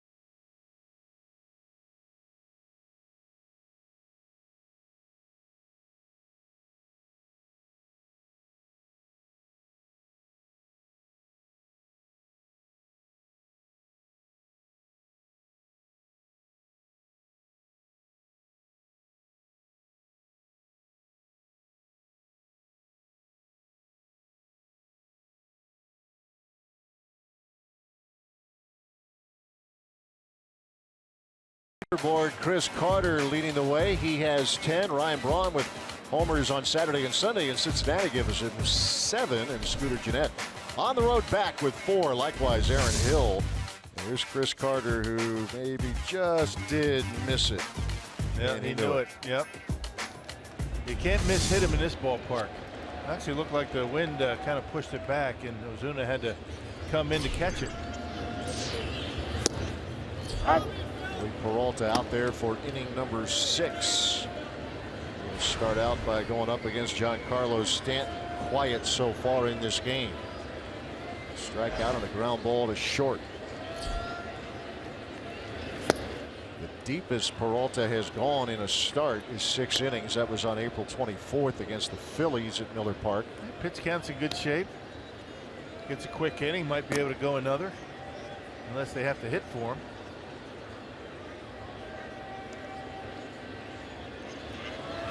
I think one thing that'll help him tonight, he did have some extra time between starts. Keep a little bit stronger tonight. Yeah, a week ago yesterday was his last start. That final game of the series against the Marlins in Milwaukee. Not as even a Giancarlo Stanton. Imagine he signed that mammoth contract. It takes him through 2027, if you're wondering. A 13-year, $325 million deal. And he'll be paying for it. Yes, he will.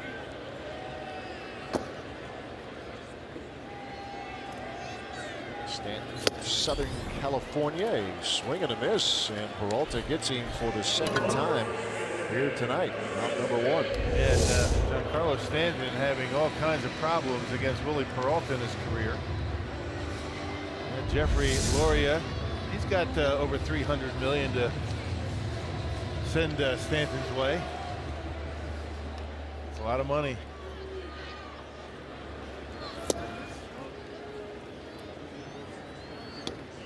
Be a lot of monopoly money. That's real money. No, I can only try. You know, the taxes would be a nice payday. Of course it would, right? Yeah.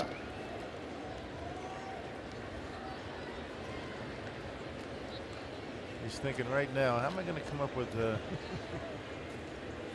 pay for Giancarlo this week?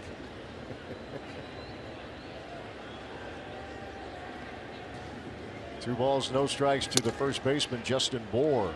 Yeah, because you think about it, I mean, the age of this team, I mean, that's, you know, it's not a huge payroll because they're all young.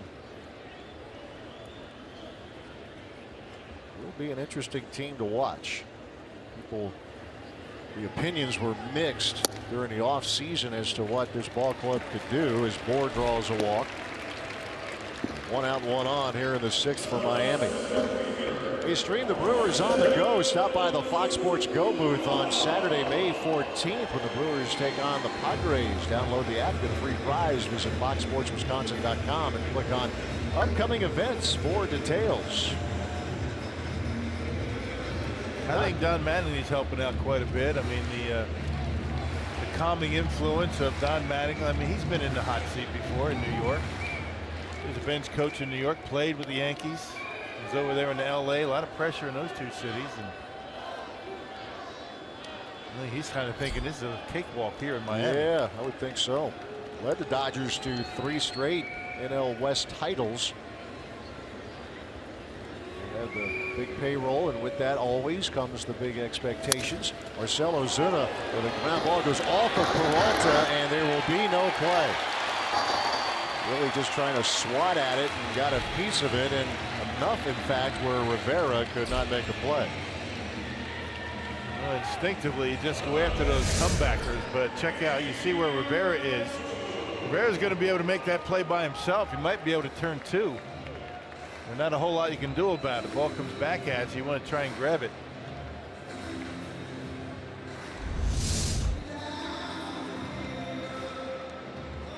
Marlins trying to mount another scoring opportunity here. As we may be on the brink of seeing activity in the Milwaukee bullpen. There's JT Realmuto.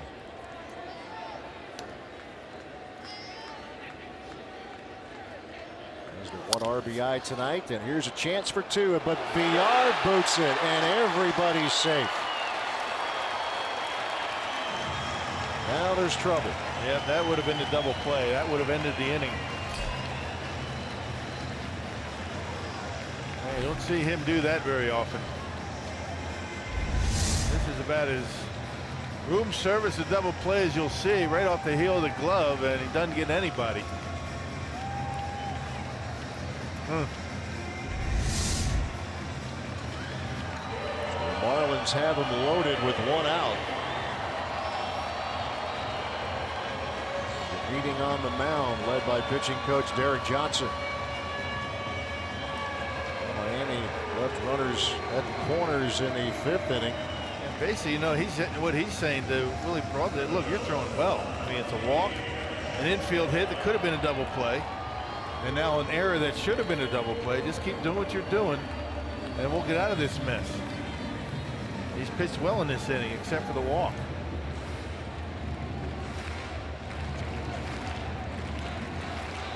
He'll face Danny Echeverria, who was 2 for 2, a single to right, and an infield single in the 5th. 1-0 game. The Marlins with 9 hits, though, and they have the bases loaded. So far, they have stranded 5 men. And Peralta pours a fastball in there. It's the new addition to the Brewers bullpen, Michael Kirkman.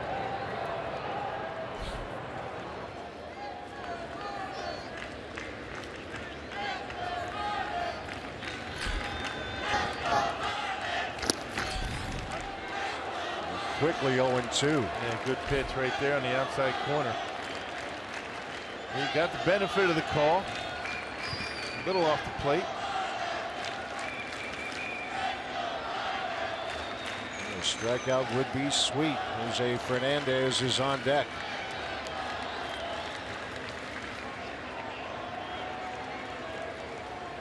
Echeverria 2 for 2 tonight. His batting average going into the game .213, but he is 7 for 12 against the Brewers this season. 5 hits in the set at Miller Park. 2-strike pitch.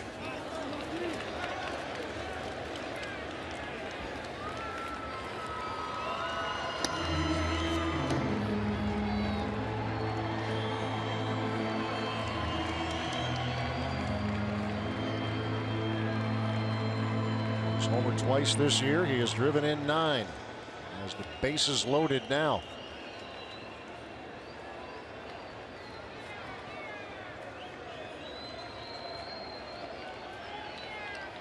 Really ready to bring the 1-2.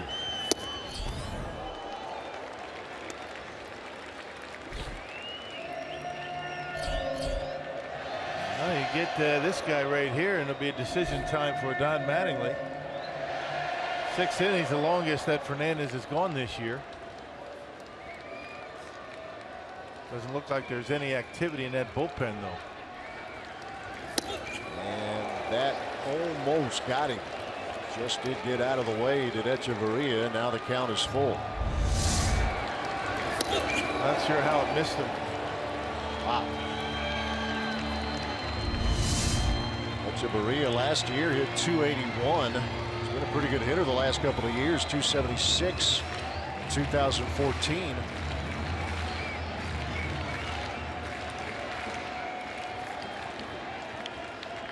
One out, the bases loaded, and a full count to the Marlins shortstop.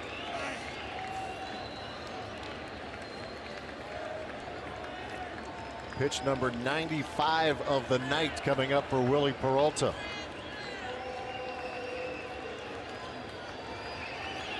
Here's the 3-2. Do it again. That slider he left up in the zone, and Echeverria had a good pitch to hit. Right down the middle.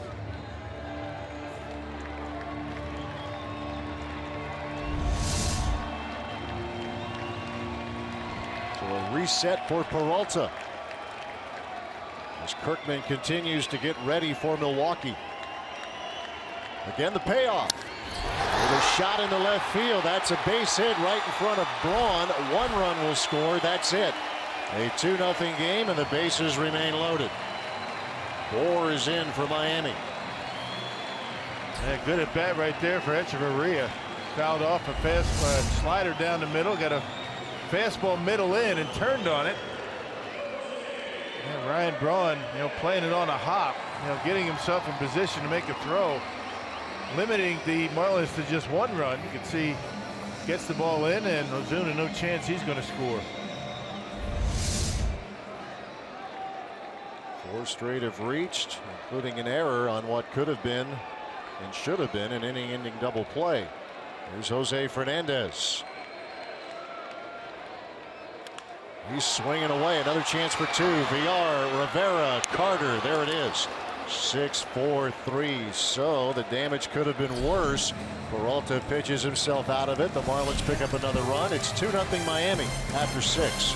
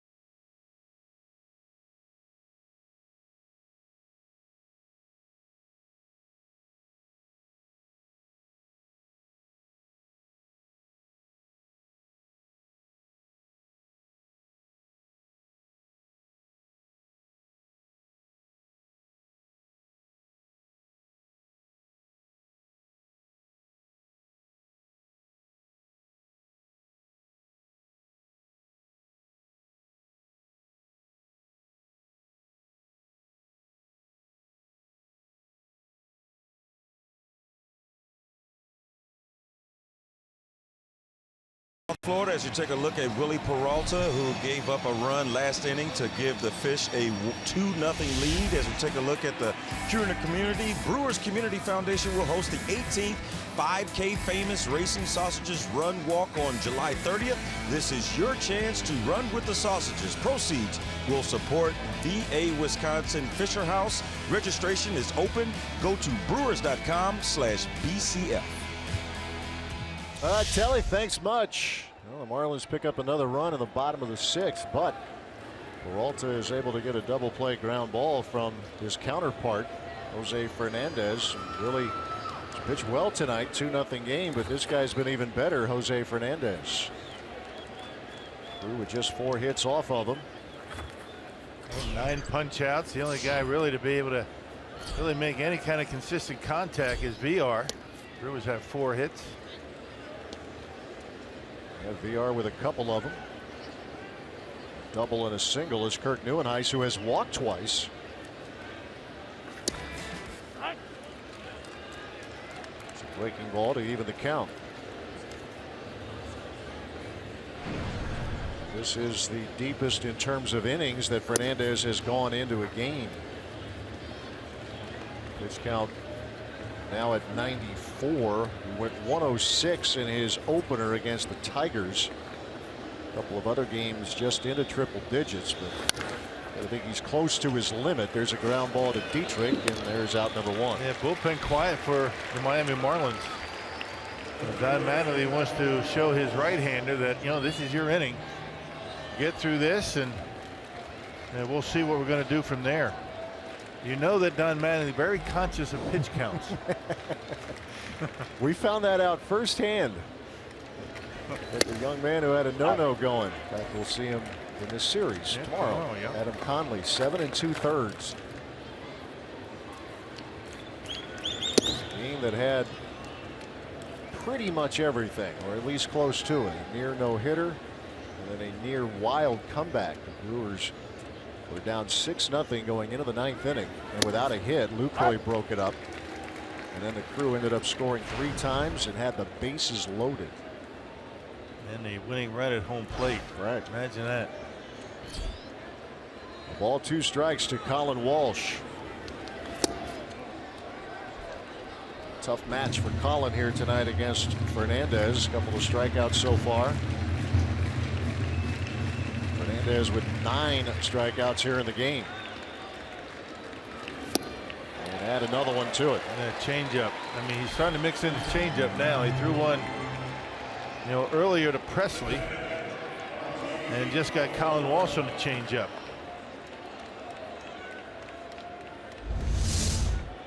What's that, 10 punch outs now? Yes. There's a good changeup going down and away. Here's Maldonado. He has a hit in 2 trips. The fly ball to right in the 2nd inning, singled to center in the 5th. Brewers have stranded 4, the Marlins 7 so far, as a breaking ball is in for strike 1. Curve from Fernandez.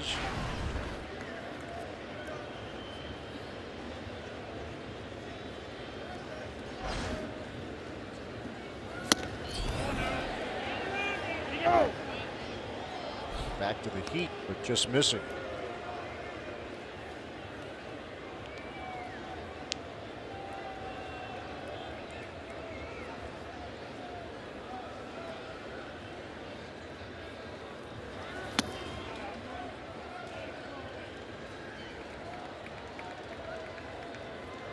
Two balls, 1 strike to Maldonado.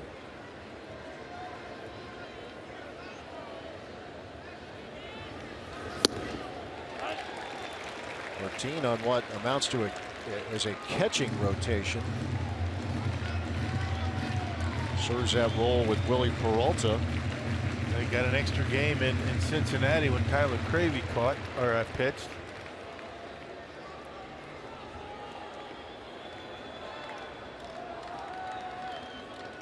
It was on Friday night in Cincinnati.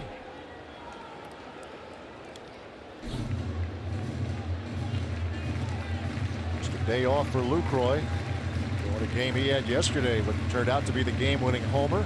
He'll be hitting at some point. Yes. Lucroy throwing out Billy Hamilton on a steal attempt in the 9th inning to end the game. Went under review, and the review was a good one and the right one, and the Brewers got out of there a winner. Yeah. Lucroy with a great sense of humor. It's a short hop. He said next time I'll have a cutoff man. Maldonado draws a walk. Yeah, Luke always with that self-deprecating humor. Yeah, he really does. What about killing a few worms on that throw? And it got it there, and Aaron Hill applied the tag. I will say this. I mean, infielders would prefer a short hop as opposed to a high throw. You have no chance to get an out on a high throw. Now you get one of those that skip in and keep the glove down, and you're able to get the out. That's what happened. It was one of those situations. Is now there's your old buddy Juan Nieves out to visit with his starting pitcher. Yeah. Hadn't had much to say tonight. I mean, Fernandez has been in complete control. Look at this. Got the arm around him. I'm good. Who's coaching who, right? Yeah. All right. Thanks, Juan. Appreciate it. Yeah. Thanks for coming out. Fernandez has been top of his game. 4 hits, 2 of those coming to Jonathan VR. 3 walks, 10 punch outs, and the Brewers have had men in scoring position in only 3 innings, the 1st, the 3rd, and the 6th. And a completely dominant performance so far tonight. See what Yadiel Rivera can do. Fernandez racking up the strikeouts. As you see, he has gotten Rivera a couple of times that way.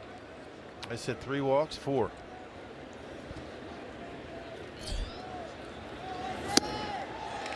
This is turning into a typical night for Fernandez in terms of the walks and the strikeouts. He's getting about 12.5 Ks per 9 innings and a little more than 4 walks per 9, and that's the track he's on now.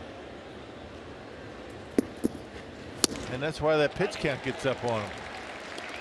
Takes you a while to strike out a guy, and you're throwing pitches and walking people. But if you're going to walk guys, it's good to be able to get the strikeouts to go with it. Yeah. And at pitch 110 coming up, this is the deepest he has gone this season. Jose Fernandez. First outing last year was July 2nd. After having Tommy John surgery the previous May. Middle of May of 2014. Breaking ball, and down goes Rivera. So now 11 strikeouts for Jose Fernandez as the Brewers still unable to score. Bottom of the 7th, 2-0 Marlins.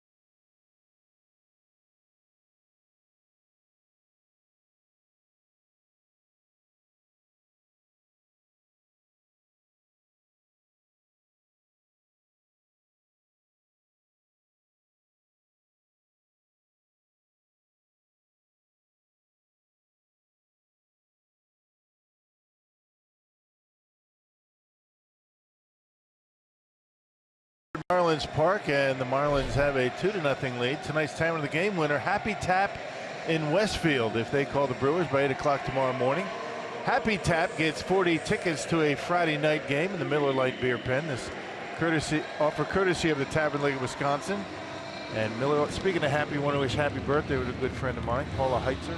Very nice. She likes her middle products. That's what made me think of it. Happy birthday, Paula. Happy birthday.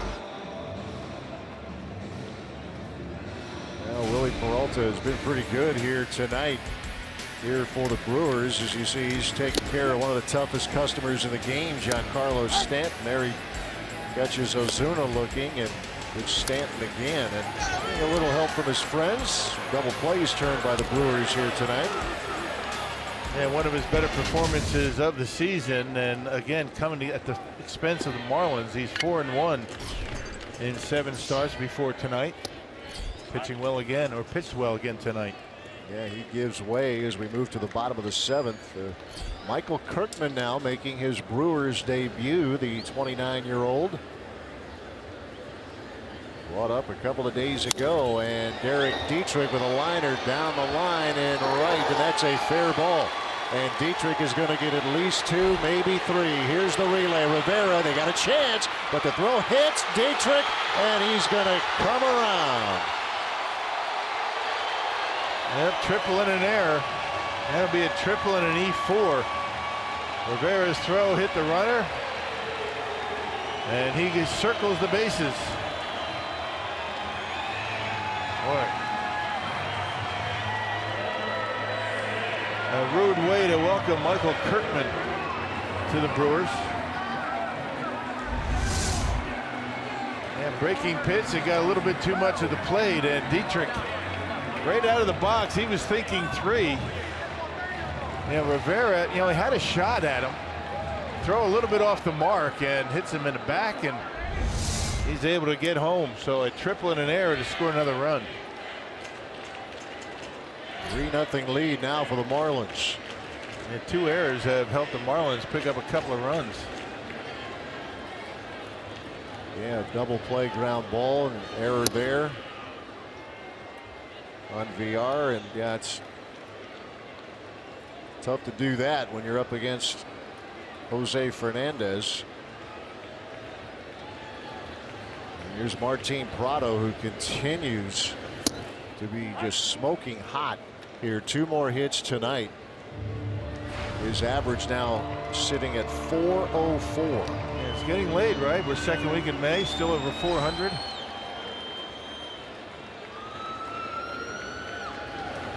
Pretty good work so far this year.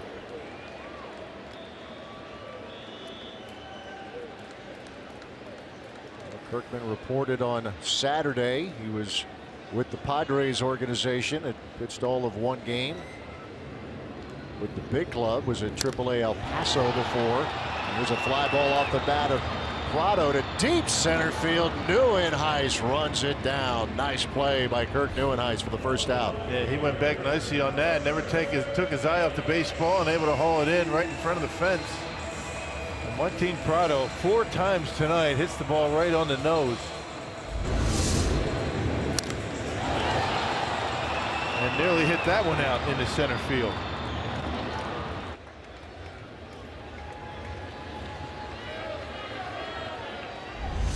Saw Neuenhuis cover a lot of ground in a game at Great American Ballpark over the weekend. Another nice play for him there. Done a nice job out in center field. Christian Yelich.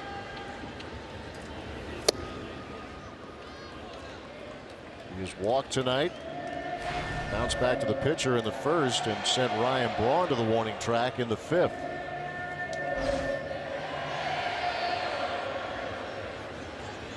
Michael Kirkman making his Brewers debut here tonight. Was with the organization last year in AAA with Colorado Springs. The club released him in early August and then signed in February with the Padres. And the Brewers took him off, selected him off waivers. So he pitched pretty well at Colorado Springs last year. And a walk now to Yelich. So 1 out, 1 on, 1 in here in inning number 7. Now here's that triple in an error to score a run. Everything going pretty well for the Brewers on the cutoff and relay, but the throw by Rivera off the mark. They had a shot at him on a good throw, hits him in the leg and squirts over in the foul ground, nobody there, and scores a run. A good throw. He's probably out at third base.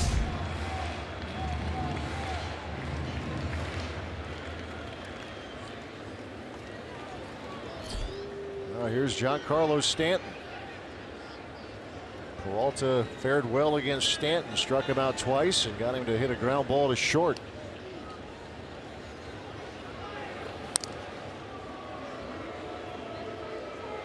And Stanton now 1 for 15 against Willie Peralta with 6 strikeouts. Something about that Willie Peralta fastball that Giancarlo Stanton doesn't like.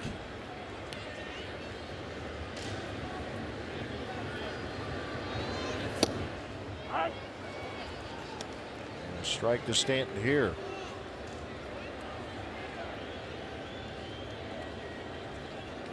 Kirkman originally drafted by the Rangers in the 5th round back in 2005.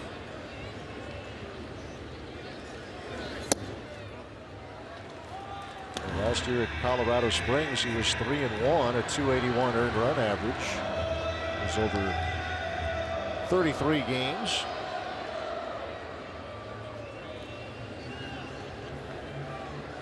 His chance here out of the bullpen tonight. You can see he's not a hard thrower, you know, 89 and 91 with a slider to go with it. And typically, you know, a guy that comes in for a couple of left-handers, kind of a situational lefty, and Greg Counsell's looking for an inning out of him here tonight. 1-1 pitch to Giancarlo Stanton. Shot foul over at third. Brewers really have done a nice job tonight crowding Stanton with a fastball. Been an effective pitch, whether it's been Willie's 95 or Kirkman's 89.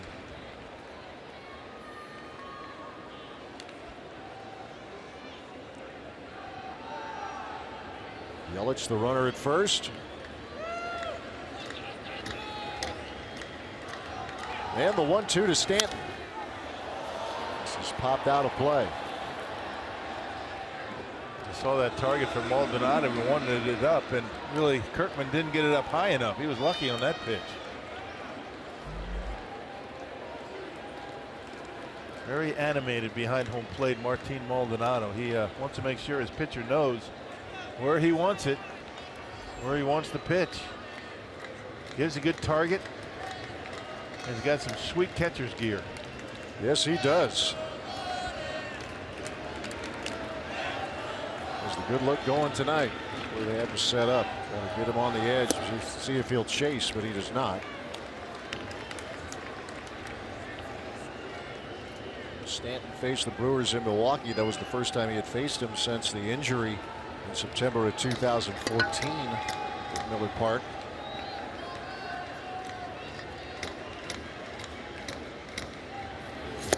Stanton, a swing and a miss. Third time tonight Giancarlo Stanton has struck out. That's a nice curveball right there. And that had a nice break on it. Nice sharp downward action on that slider there. And gets Stanton over the top.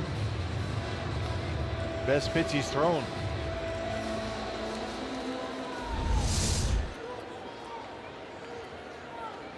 Two men out here in the 7th for Miami. Justin Bour, the first baseman.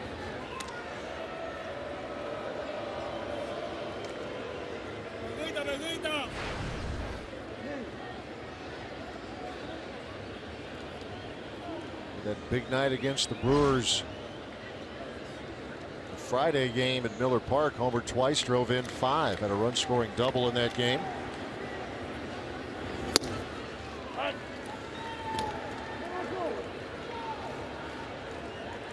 Marlins with 11 hits.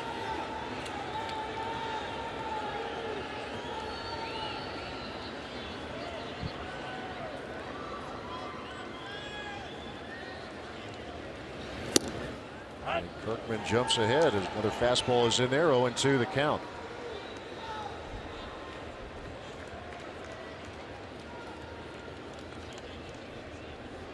settling as Dietrich tripled to begin the inning and scored on an error. Prado took Neuenhuis to the track. A walk to Yelich and a strikeout of Stanton.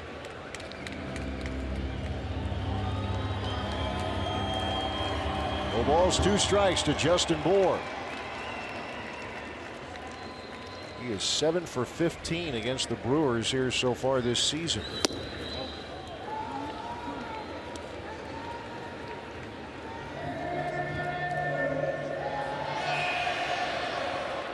Bour took over first base duties last year at 262 when he took the job from Michael Morse.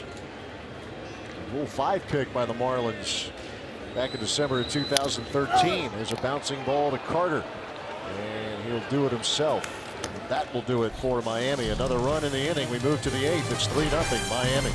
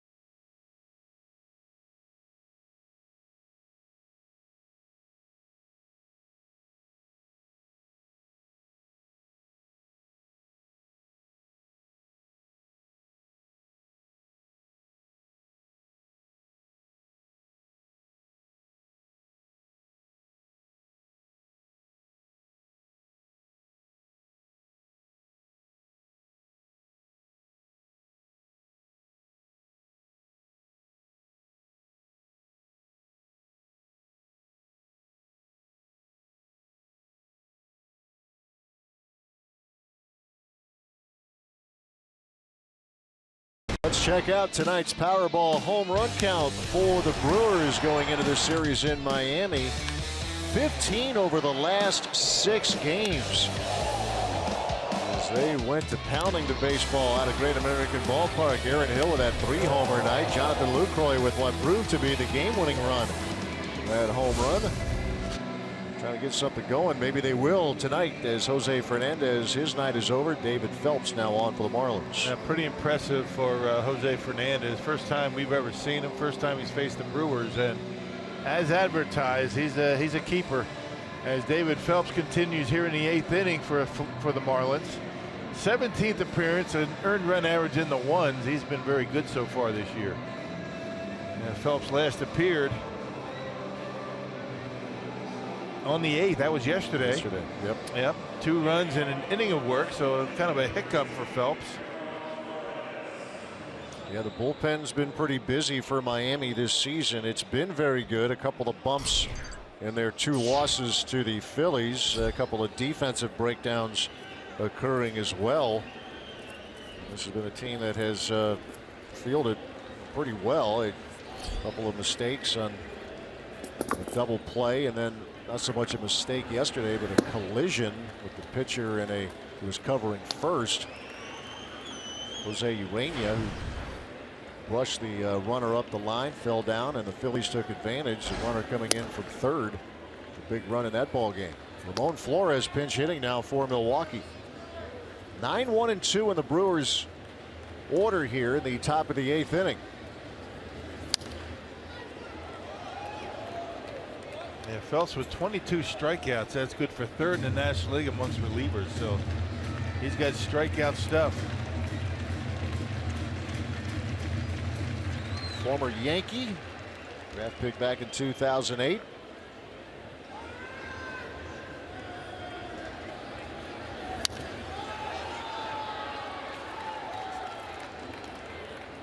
Just 4 hits so far for the Crew. They've been comeback specialists the last 2 games in Cincinnati. See if they can work some of that again here tonight.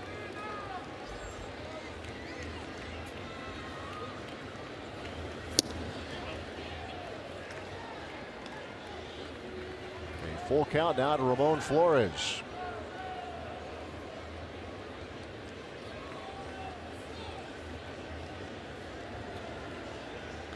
And here's the payoff.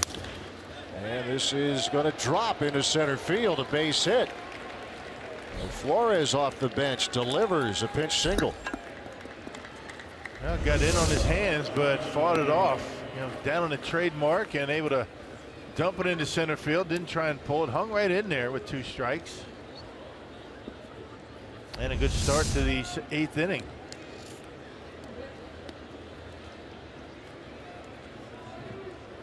Well, can they do it again? The Brewers in the series in Cincinnati led a grand total of 5 innings. But managed to split the 4 games.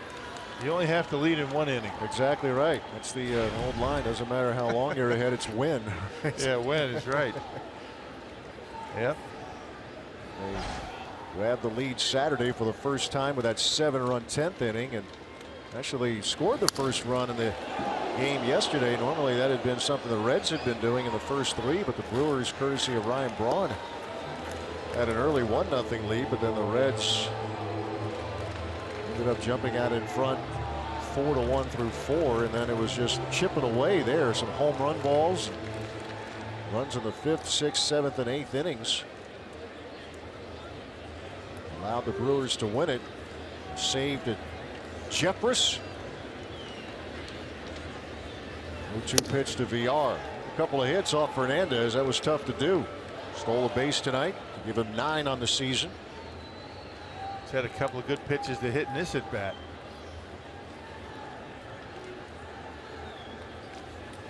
Ball 2 strikes to the Milwaukee shortstop. And a little chopper that is foul at third. See Carlos Torres and Michael Blazek getting loose. Yeah, Blazek, if the Brewers are able to get a run or 2, and it's probably going to be Torres if not.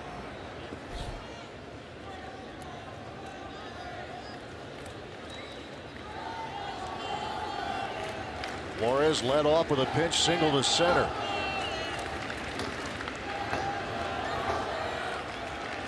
One-two, VR. Ground ball to Dietrich. That's Echeverria for 1, and not in time. It took a little too long with the flip over to shortstop. And Dietrich took a little bit too much time, and you're not going to get VR if everything doesn't work perfectly.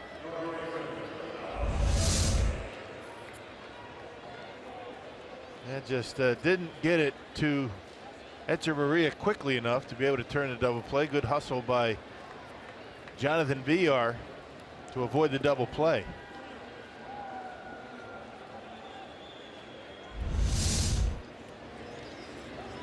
One out, one on here for Milwaukee in the 8th. Now Alex Presley steps in.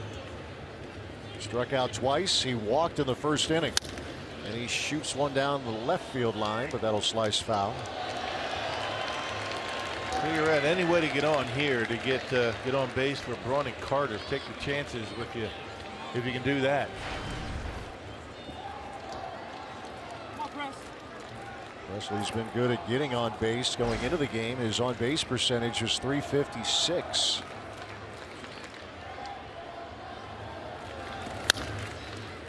That slap just foul at first.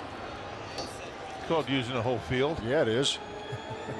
Slap one down the left field line, turn on one down the right field line. Now something in the middle. There you go. Single to center. That would work. He's got a good approach up at the plate. He really does. He's had a rough night tonight, a walk and a couple of Ks, but he's been a nice surprise since he's come up from AAA.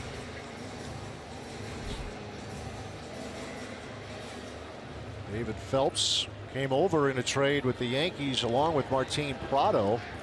That's for Nathan Eovaldi and Garrett Jones, December of 2014.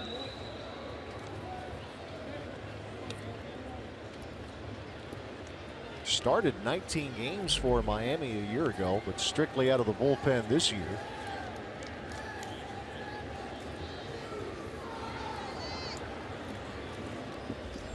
Was 4-8 last year, and then had a stress fracture in his right forearm in August, knocked him out. 0-2 pitch, and did he check it? No. That's been a tough pitch for him tonight. That slider down and in. Fernandez got him a couple of times on that. That just couldn't check it. Started that bad, just couldn't hold up.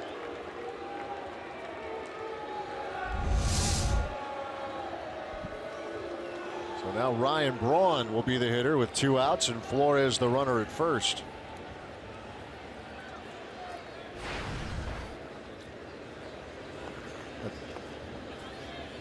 Jonathan Villar the runner at first.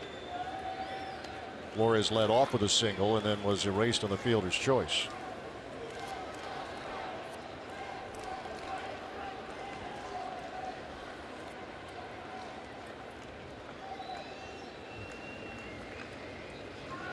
The 1-0 to Braun is taken outside. Ryan giving credit for a double in the 6th inning. Fly ball out to center. Ozuna went back and looked like he had it lined up, but dropped it. But a double it is for Ryan Braun. Yeah. Crystal score must have went to Miami. A hurricane, right? Oh yeah.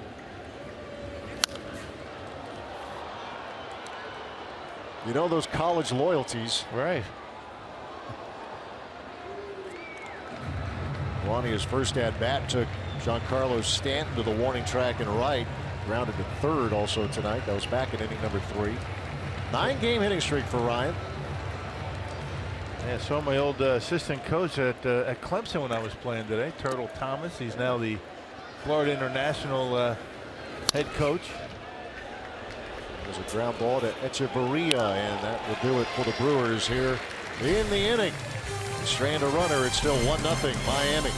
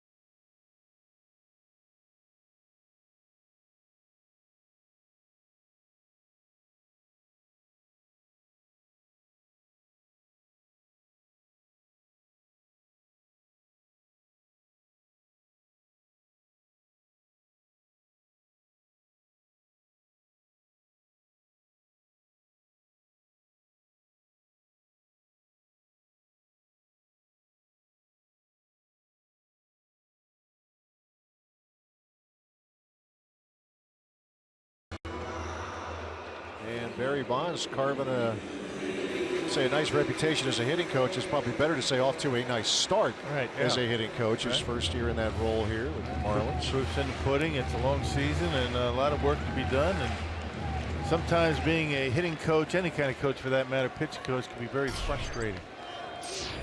Especially for a guy like Bonds, who seemed to make it look pretty easy. Yeah, yes, he did. Sometimes guys like that just can't figure why a guy can't do certain things up at the plate. This Marlins team, though, second in the National League in batting average. Team batting average. Only the Pirates have hit better. Marcell Ozuna leading off here for Miami, and Carlos Torres now in for Milwaukee. Yeah, last pitched on Saturday against Cincinnati. An inning, gave up a run, a solo home run to Brandon Phillips. Has more strikeouts than innings pitched so far this year. Go along with 8 walks. On a good run. That homer he gave up, that was after the Brewers had scored 7 in the top of the 10th. So if you're going to give one up, let it be a solo shot with a big lead. They're on strikes. Yeah. You don't want to be walking guys. And part of that home run derby, Brandon Phillips played a big role for Cincinnati. Breaking ball missing to Ozuna. 3-1 the count. Yeah, he's just as hot as Martin Prado was, only Phillips was hitting the ball out of the park. Yeah, he was. 4 straight games he was doing that. 3-1 pitch to Ozuna, and he just drew a walk here to start the 8th for Miami. Hey, download the MLB.com ballpark app and personalize your trip to Miller Park with digital ticket access, seat upgrades, food and beverage maps, check-in offers, and more. Download Ballpark today, free for your smartphone or tablet.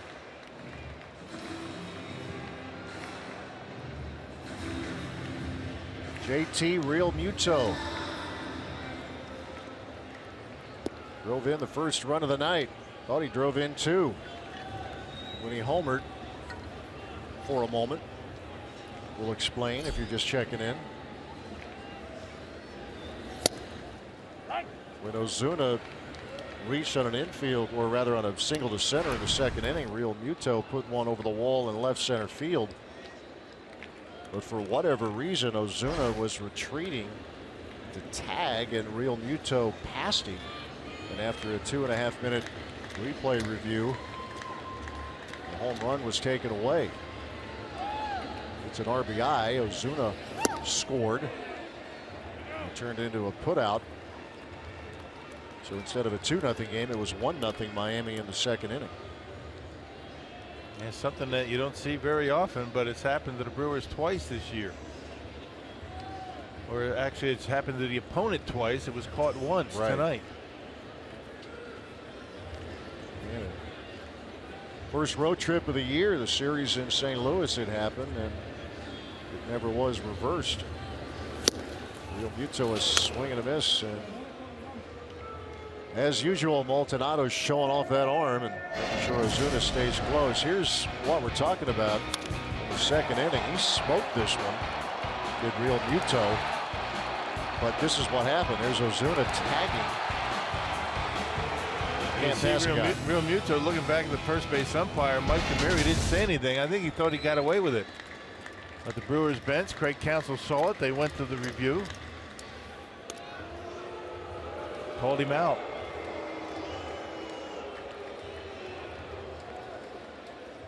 Real Muto hit into a double play in the 4th inning and then reached on an error in the 6th.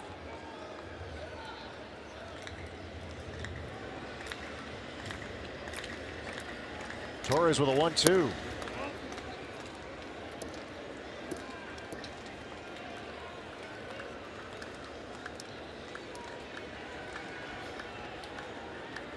A 3-0 lead here for the Marlins in the 8th.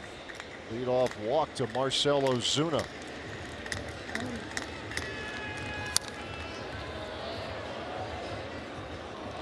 About the beautiful weather here in South Florida. A couple of games a little closer to home postponed. Cubs and Padres and Wrigley, that was taken away, and likewise the Twins and the Orioles. Those games postponed. Reds lead the Pirates 3-2 in the top of the 9th in Cincinnati.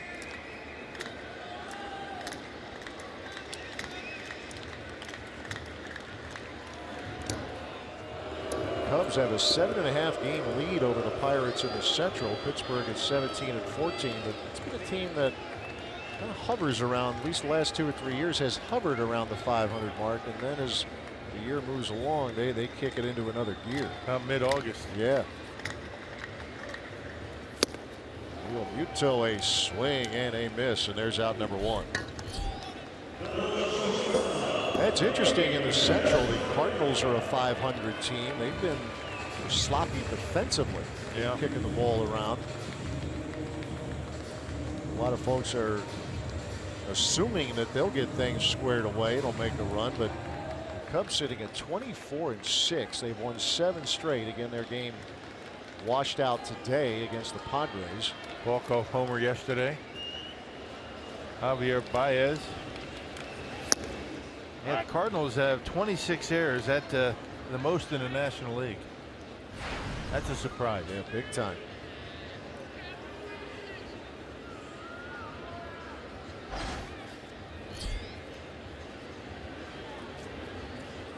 That's leading the way in the East, and the Dodgers and Giants separated by all of 1 percentage point in the West. It's pretty jumbled in the NL West. 3.5 games separating the top from the bottom.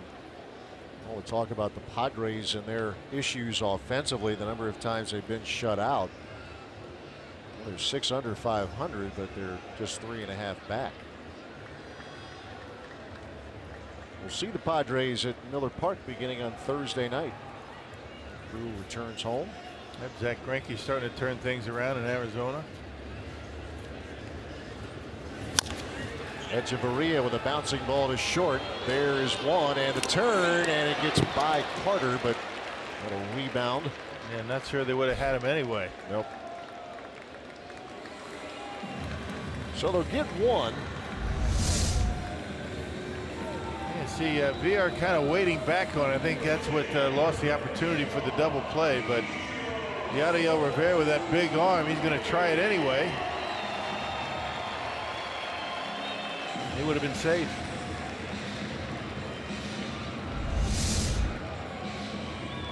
So 2 outs. Echeverria, the new runner at first. We've talked a lot about this young Miami Marlins team. Ichiro Suzuki is on the pinch hit. First, Don Mattingly is out. Asking if the ball actually went into the camera well or not. Well, the ball got by Carter, hit something, and then came back onto the field of play. I don't know if it went into, the camera well or not. I'm not sure if that's even what they're talking about. Yeah, it kicked back out real quick. I think somebody who has a much better angle of all this is Telly Hughes. Telly, what do you have? Right here, guys, and he hit a camera, and I'm thinking we're getting a shot of that right now. It's the camera that is on the field level, and it hit this little bubble and bounced back out. So it never did come into this camera well. As you can see on the replay, it will make contact with that little bubble camera and bounce back out. So not sure how they will rule that, if that's a part of play or being in the field, but nonetheless, it never did make it into the camera well.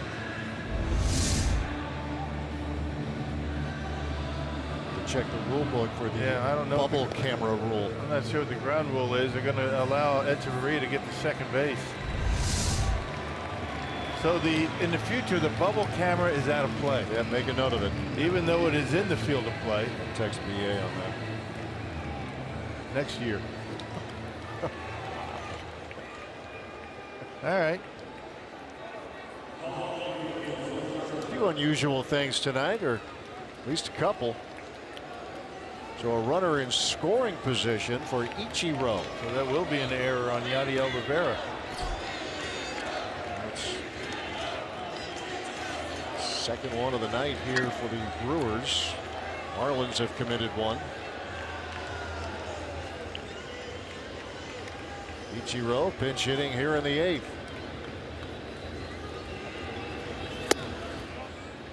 .42 years old is Ichiro, and within 52 hits of the magic number of 3,000 in his major league career.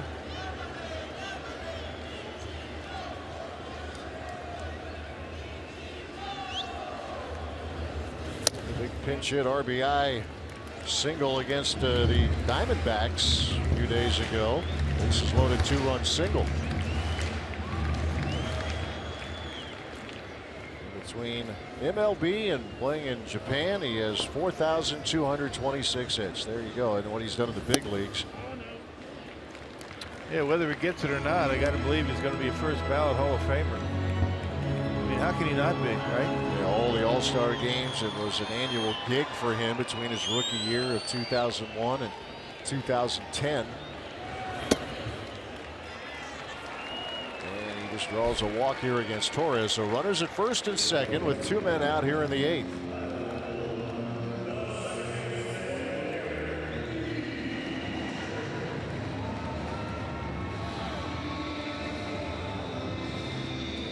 Carlos trying to finish off the inning. We said he's been performing well. He gave up the home run to Brandon Phillips on Saturday night. He had 5 straight scoreless outings, including a couple of 2-inning relief appearances. Brewers bullpen a big part of the comeback wins yesterday as well as Saturday. There's Derek Dietrich. 2 hits for him tonight, including a triple, and came around to score on a throwing error. That's how he greeted Brewers newcomer Michael Kirkman. Done a pretty good job filling in at second base with D. Gordon. Serving an 80-game suspension. Off the fist, a blooper, and VR diving, cannot get it. And a run will score. Runners at the corners. It's a 4-0 game. And 3 hits for Dietrich tonight. Well, he had a bloop into left field in the 3rd inning off the handle. That one off the handle, but it counts. Just out of the reach of VR at short, and another run in. Yeah, so the Marlins have been able to put runs on the board in each of the last 3 innings.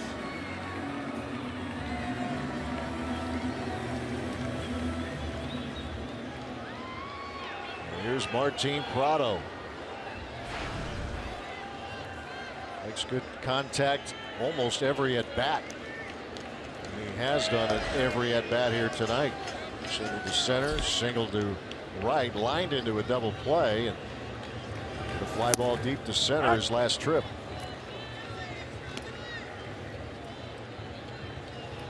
Hitting an even 400 right now is Martin Prado.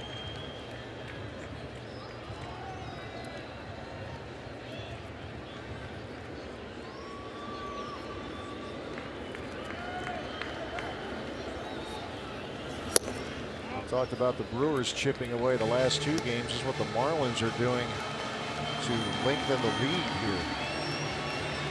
Taking advantage of a couple of errors, a couple of walks. Miami with 12 hits in this game. Prado with a ground ball to Yadiel Rivera. And that'll do it here in the inning. But another run for Miami. We move to the 9th. It's 4-0 Marlins.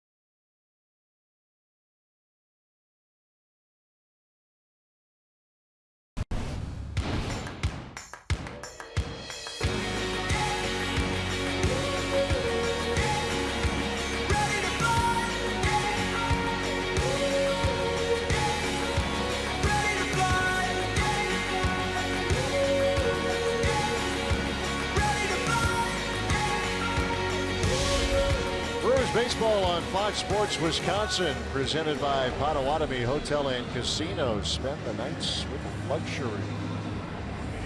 Move to the ninth here at Marlins Park, and it's been a tough one here for the Crew, trailing 4-0, and want to try to finish it off for Miami is A.J. Ramos. Yeah, not a save situation. He's 9 for 9. That's good for third or fourth in the National League in saves. You know, dating back to last year, he's converted his last 18 consecutive saves. So a 4-run lead, not a save situation, but Don Mattingly wants to put this one away, brings in his closer. Yeah, that streak started with a game against the Brewers. Here's Chris Carter. 4, 5, and 6 hitters. Carter looking for his first hit. Only 5 hits for Milwaukee here tonight. Jose Fernandez went the first 7. 4-hit shutout ball. Walked 4, struck out 11. David Phelps worked the 8th.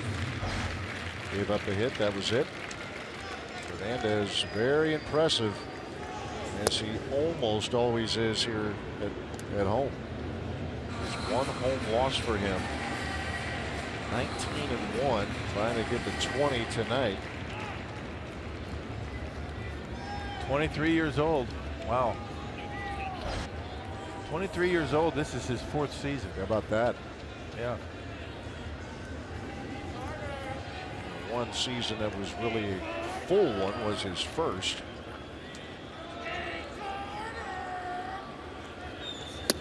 He stays healthy. Look out.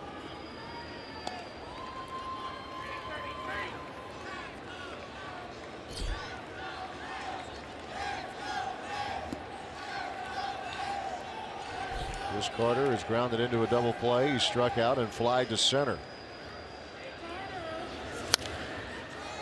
Sends this out of play. Fly ball to center. He just got under it. Chance for the Brewers when Braun had reached on the 2-out double in what at the time was a 1-run game. 2-2 pitch.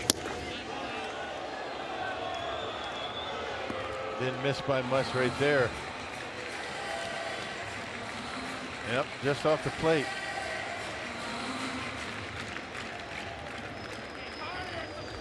Three and 2 to Carter. And Chris draws a walk, and that's how the Brewers' night begins. Let's check out what's on tap, presented by Miller Lite. Game 2 of the series coming up tomorrow. Zach Davies looking for his first win of the season against Adam Conley, who pitched 7 2/3 of no-hit baseball against the Brewers in the first matchup a little over a week ago. Our coverage tomorrow starts at 5:30 right here on Fox Sports Wisconsin. And Davies had his best start in the big leagues right here last year against the Marlins.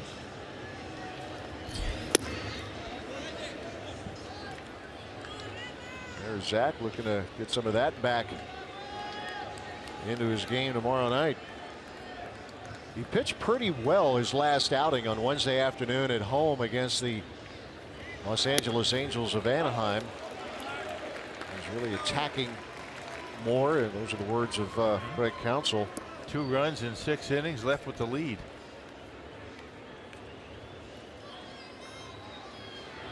The ball is strike to Kirk Neuenhuis. He has walked twice tonight.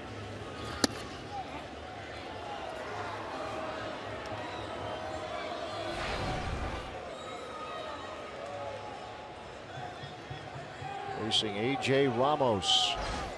Brewers trying to get a little something going here, or actually a lot of something going.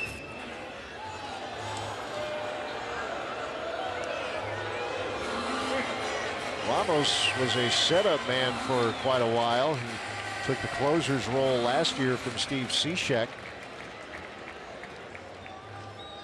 and ended up saving 32 games last year.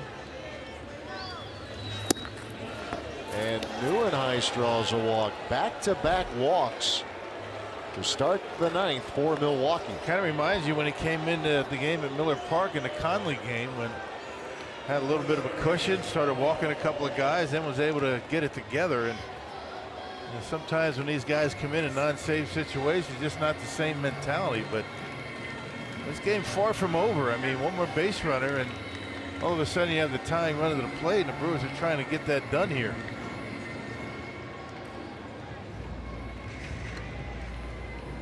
Remember, Counsell still has Hill, Perez, Lucroy, and Santana, who made it back here, as Telly Hughes was reporting earlier tonight. Santana, Greg Counsell talking about it before the game. Santana got that shoulder checked out in Milwaukee, but made it back here in Miami, and he is here and good to go. And so we'll see how it unfolds. Colin Walsh right now at the plate. Been a tough night for him. He has struck out 3 times.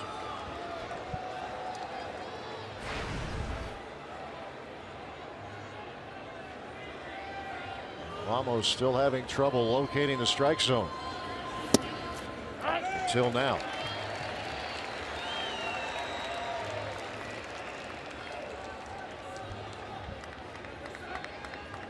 Years old, A.J. Ramos, first round pick of the Marlins back in 2009, and Walsh swings and does not get it.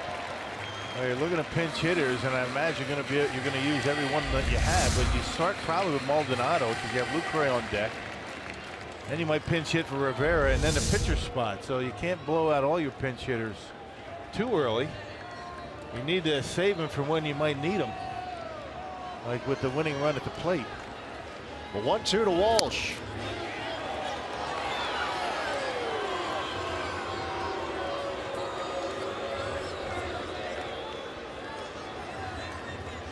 Brewers have drawn back-to-back walks, Carter and Neuenhuis, to start the 9th inning. Walsh with a foul ball. Ramos not a hard thrower by any stretch of the imagination. He has a good changeup. He'll throw a fastball in the low 90s, 90, 91. He relies on command. A good changeup gets him out of a lot of jams.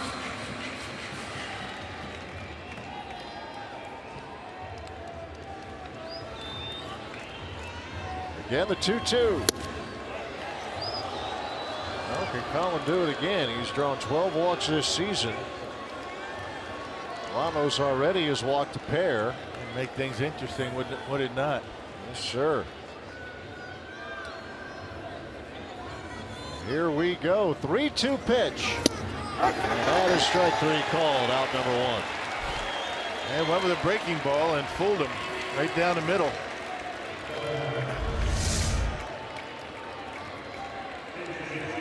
Center cut right down the middle, and Colin caught looking.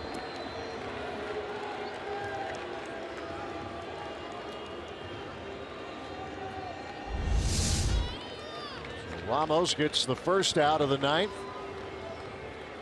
after walking the first 2 Brewers hitters, and now he will face Jonathan Lucroy.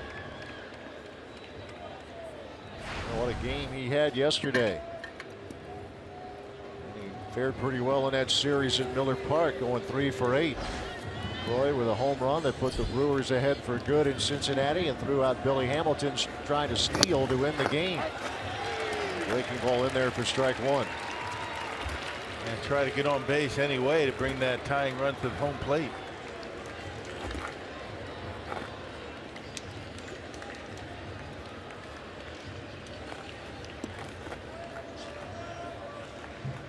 Two on, 1 out here in the 9th. Lucroy is down 0-2.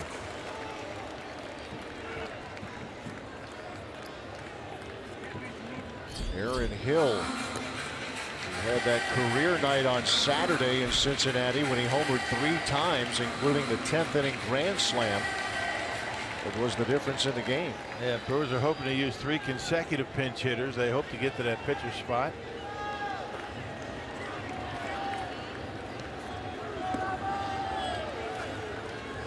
Oh, 0-2 to Jonathan Lucroy. There's Carter, the runner, at second. Neuenhuis at first.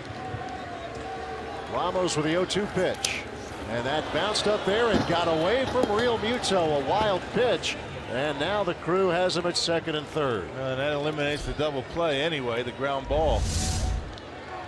And Marlins really aren't concerned too much about the men on base right now. They're worried about that guy on deck. He represents the tying run.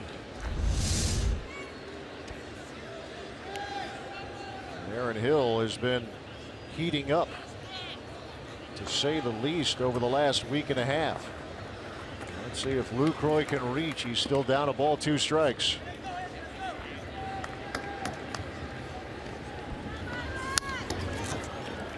On it, but fouled it back. 94 on the fastball from Ramos. Yeah, best one he's thrown.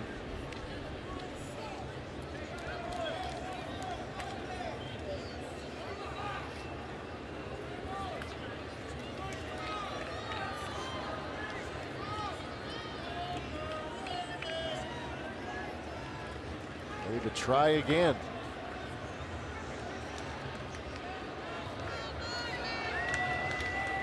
Here comes the 1-2. Again, it bounces.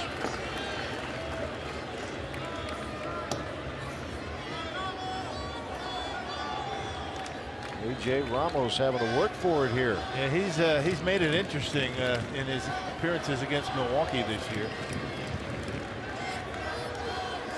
The Brewers in that Adam Conley game went into the bottom of the 9th down 6-0 and ended up having a winning run at the plate. The 2-2. Strike 3 called. On a breaking ball and the second out here in the 9th inning. Yeah, both of the called strikes have been on sliders from Ramos. Got Colin Walsh on a slider on a 3-2 count, and ditto to Lucroy.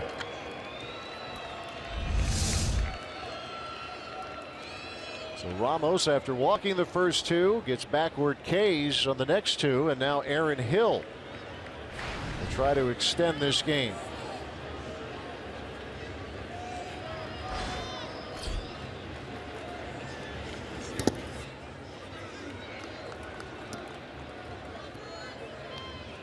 Well, Hill had the big night on Saturday, and he was able to apply the tag on the throw that, well, even Lucroy was making fun of himself on it. Bounced it up there, but Hill was able to slap the tag on Hamilton to win the game. Has a 9-game hitting streak, does Hill, with 3 homers and 8 RBIs in that stretch. 13 for 33 in that 9-game run for Hill.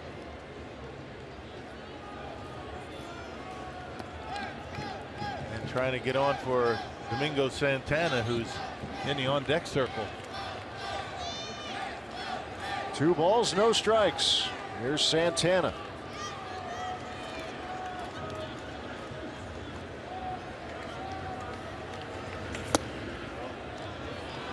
And Hill is 1 pitch away, perhaps, from extending this game. 3-0.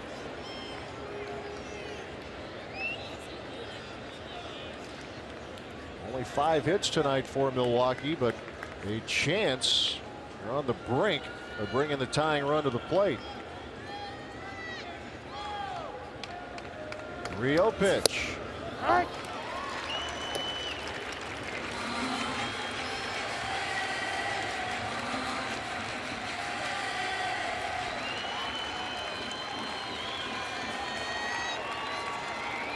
Carter and Neuenhuis reaching on consecutive walks. They moved up on a wild pitch. Here's a 3-1, and the bases are loaded.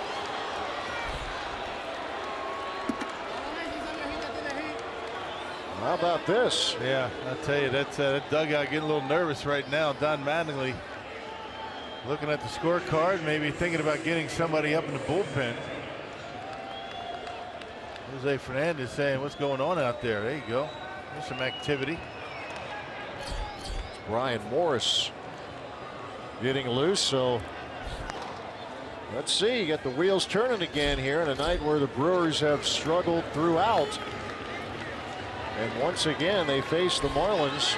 And here comes Don Mattingly. Is he going to take him out? This would be something. And they are. Yeah, they're making the move. So A.J. Ramos, non-save situation for him coming in, and he walks 3 hitters. He strikes out 2, and he's going to give way to Brian Morris. A 4-0 game, but the Brewers very much alive here in the 9th.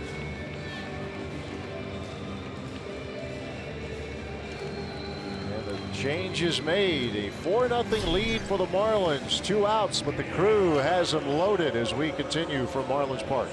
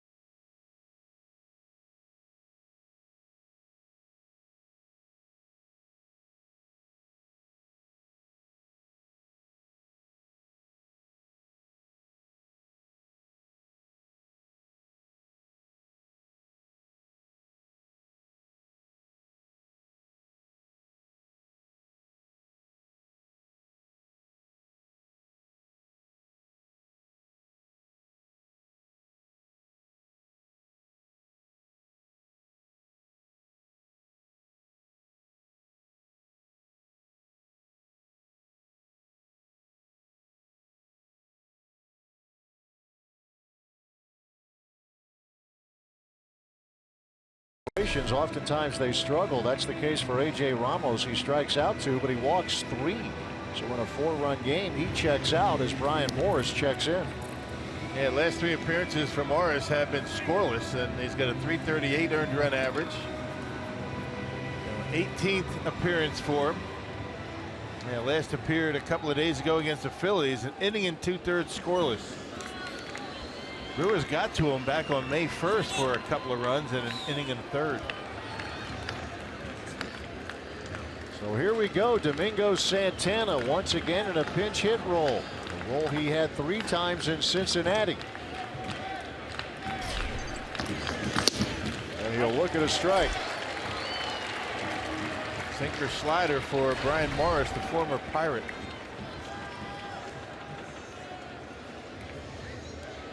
And with that combo, known as a great ground ball pitcher, a career ground ball rate of 58%. 1-1 to Santana.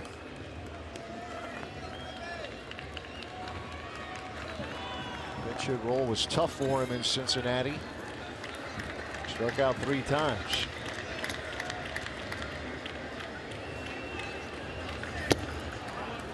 But he obviously feels good enough to do this, just trying to get healthy enough where he can play the field and throw without pain, with that shoulder tightness that has kept him out of the lineup now for the better part of a week. 2 balls, 1 strike to Santana.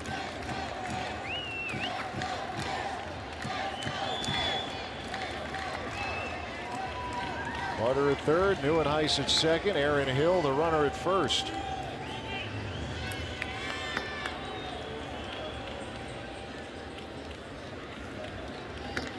Morris ready to bring the 2-1.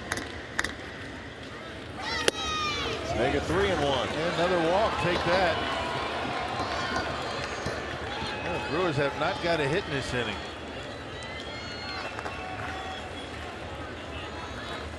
And another nail biter for Don Mattingly after a big lead in the 9th.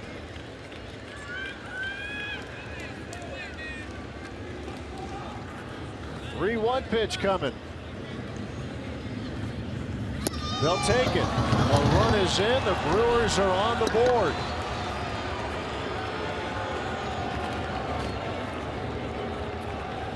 Well, now the go-ahead run comes to home plate. Keep the line moving. Now the patient Milwaukee Brewers is paying off here in the 9th. First it was Ramos, and now it is Brian Morris who can't locate the strike zone. Villar doubled his first 2 trips, or reached his first 2 trips. A double in the first, a single in the third. He has since struck out and hit into a fielder's choice. See if he could gap one here. Yeah, outfield very deep for the Marlins and trying to cut off those gaps. The guy they don't want to have score is Santana at first base. You can see how deep they are out there. 1-0 pitch.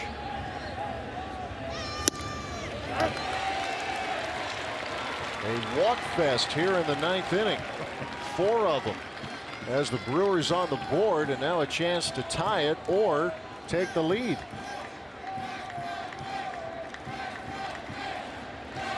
Be a good time for your first career grand slam.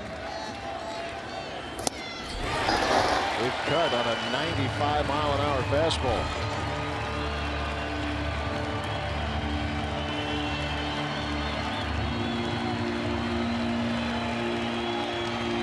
Numbers with runners in scoring position similar to the Friday game against the Reds. They are trying to change that right here, but he's down 1-2.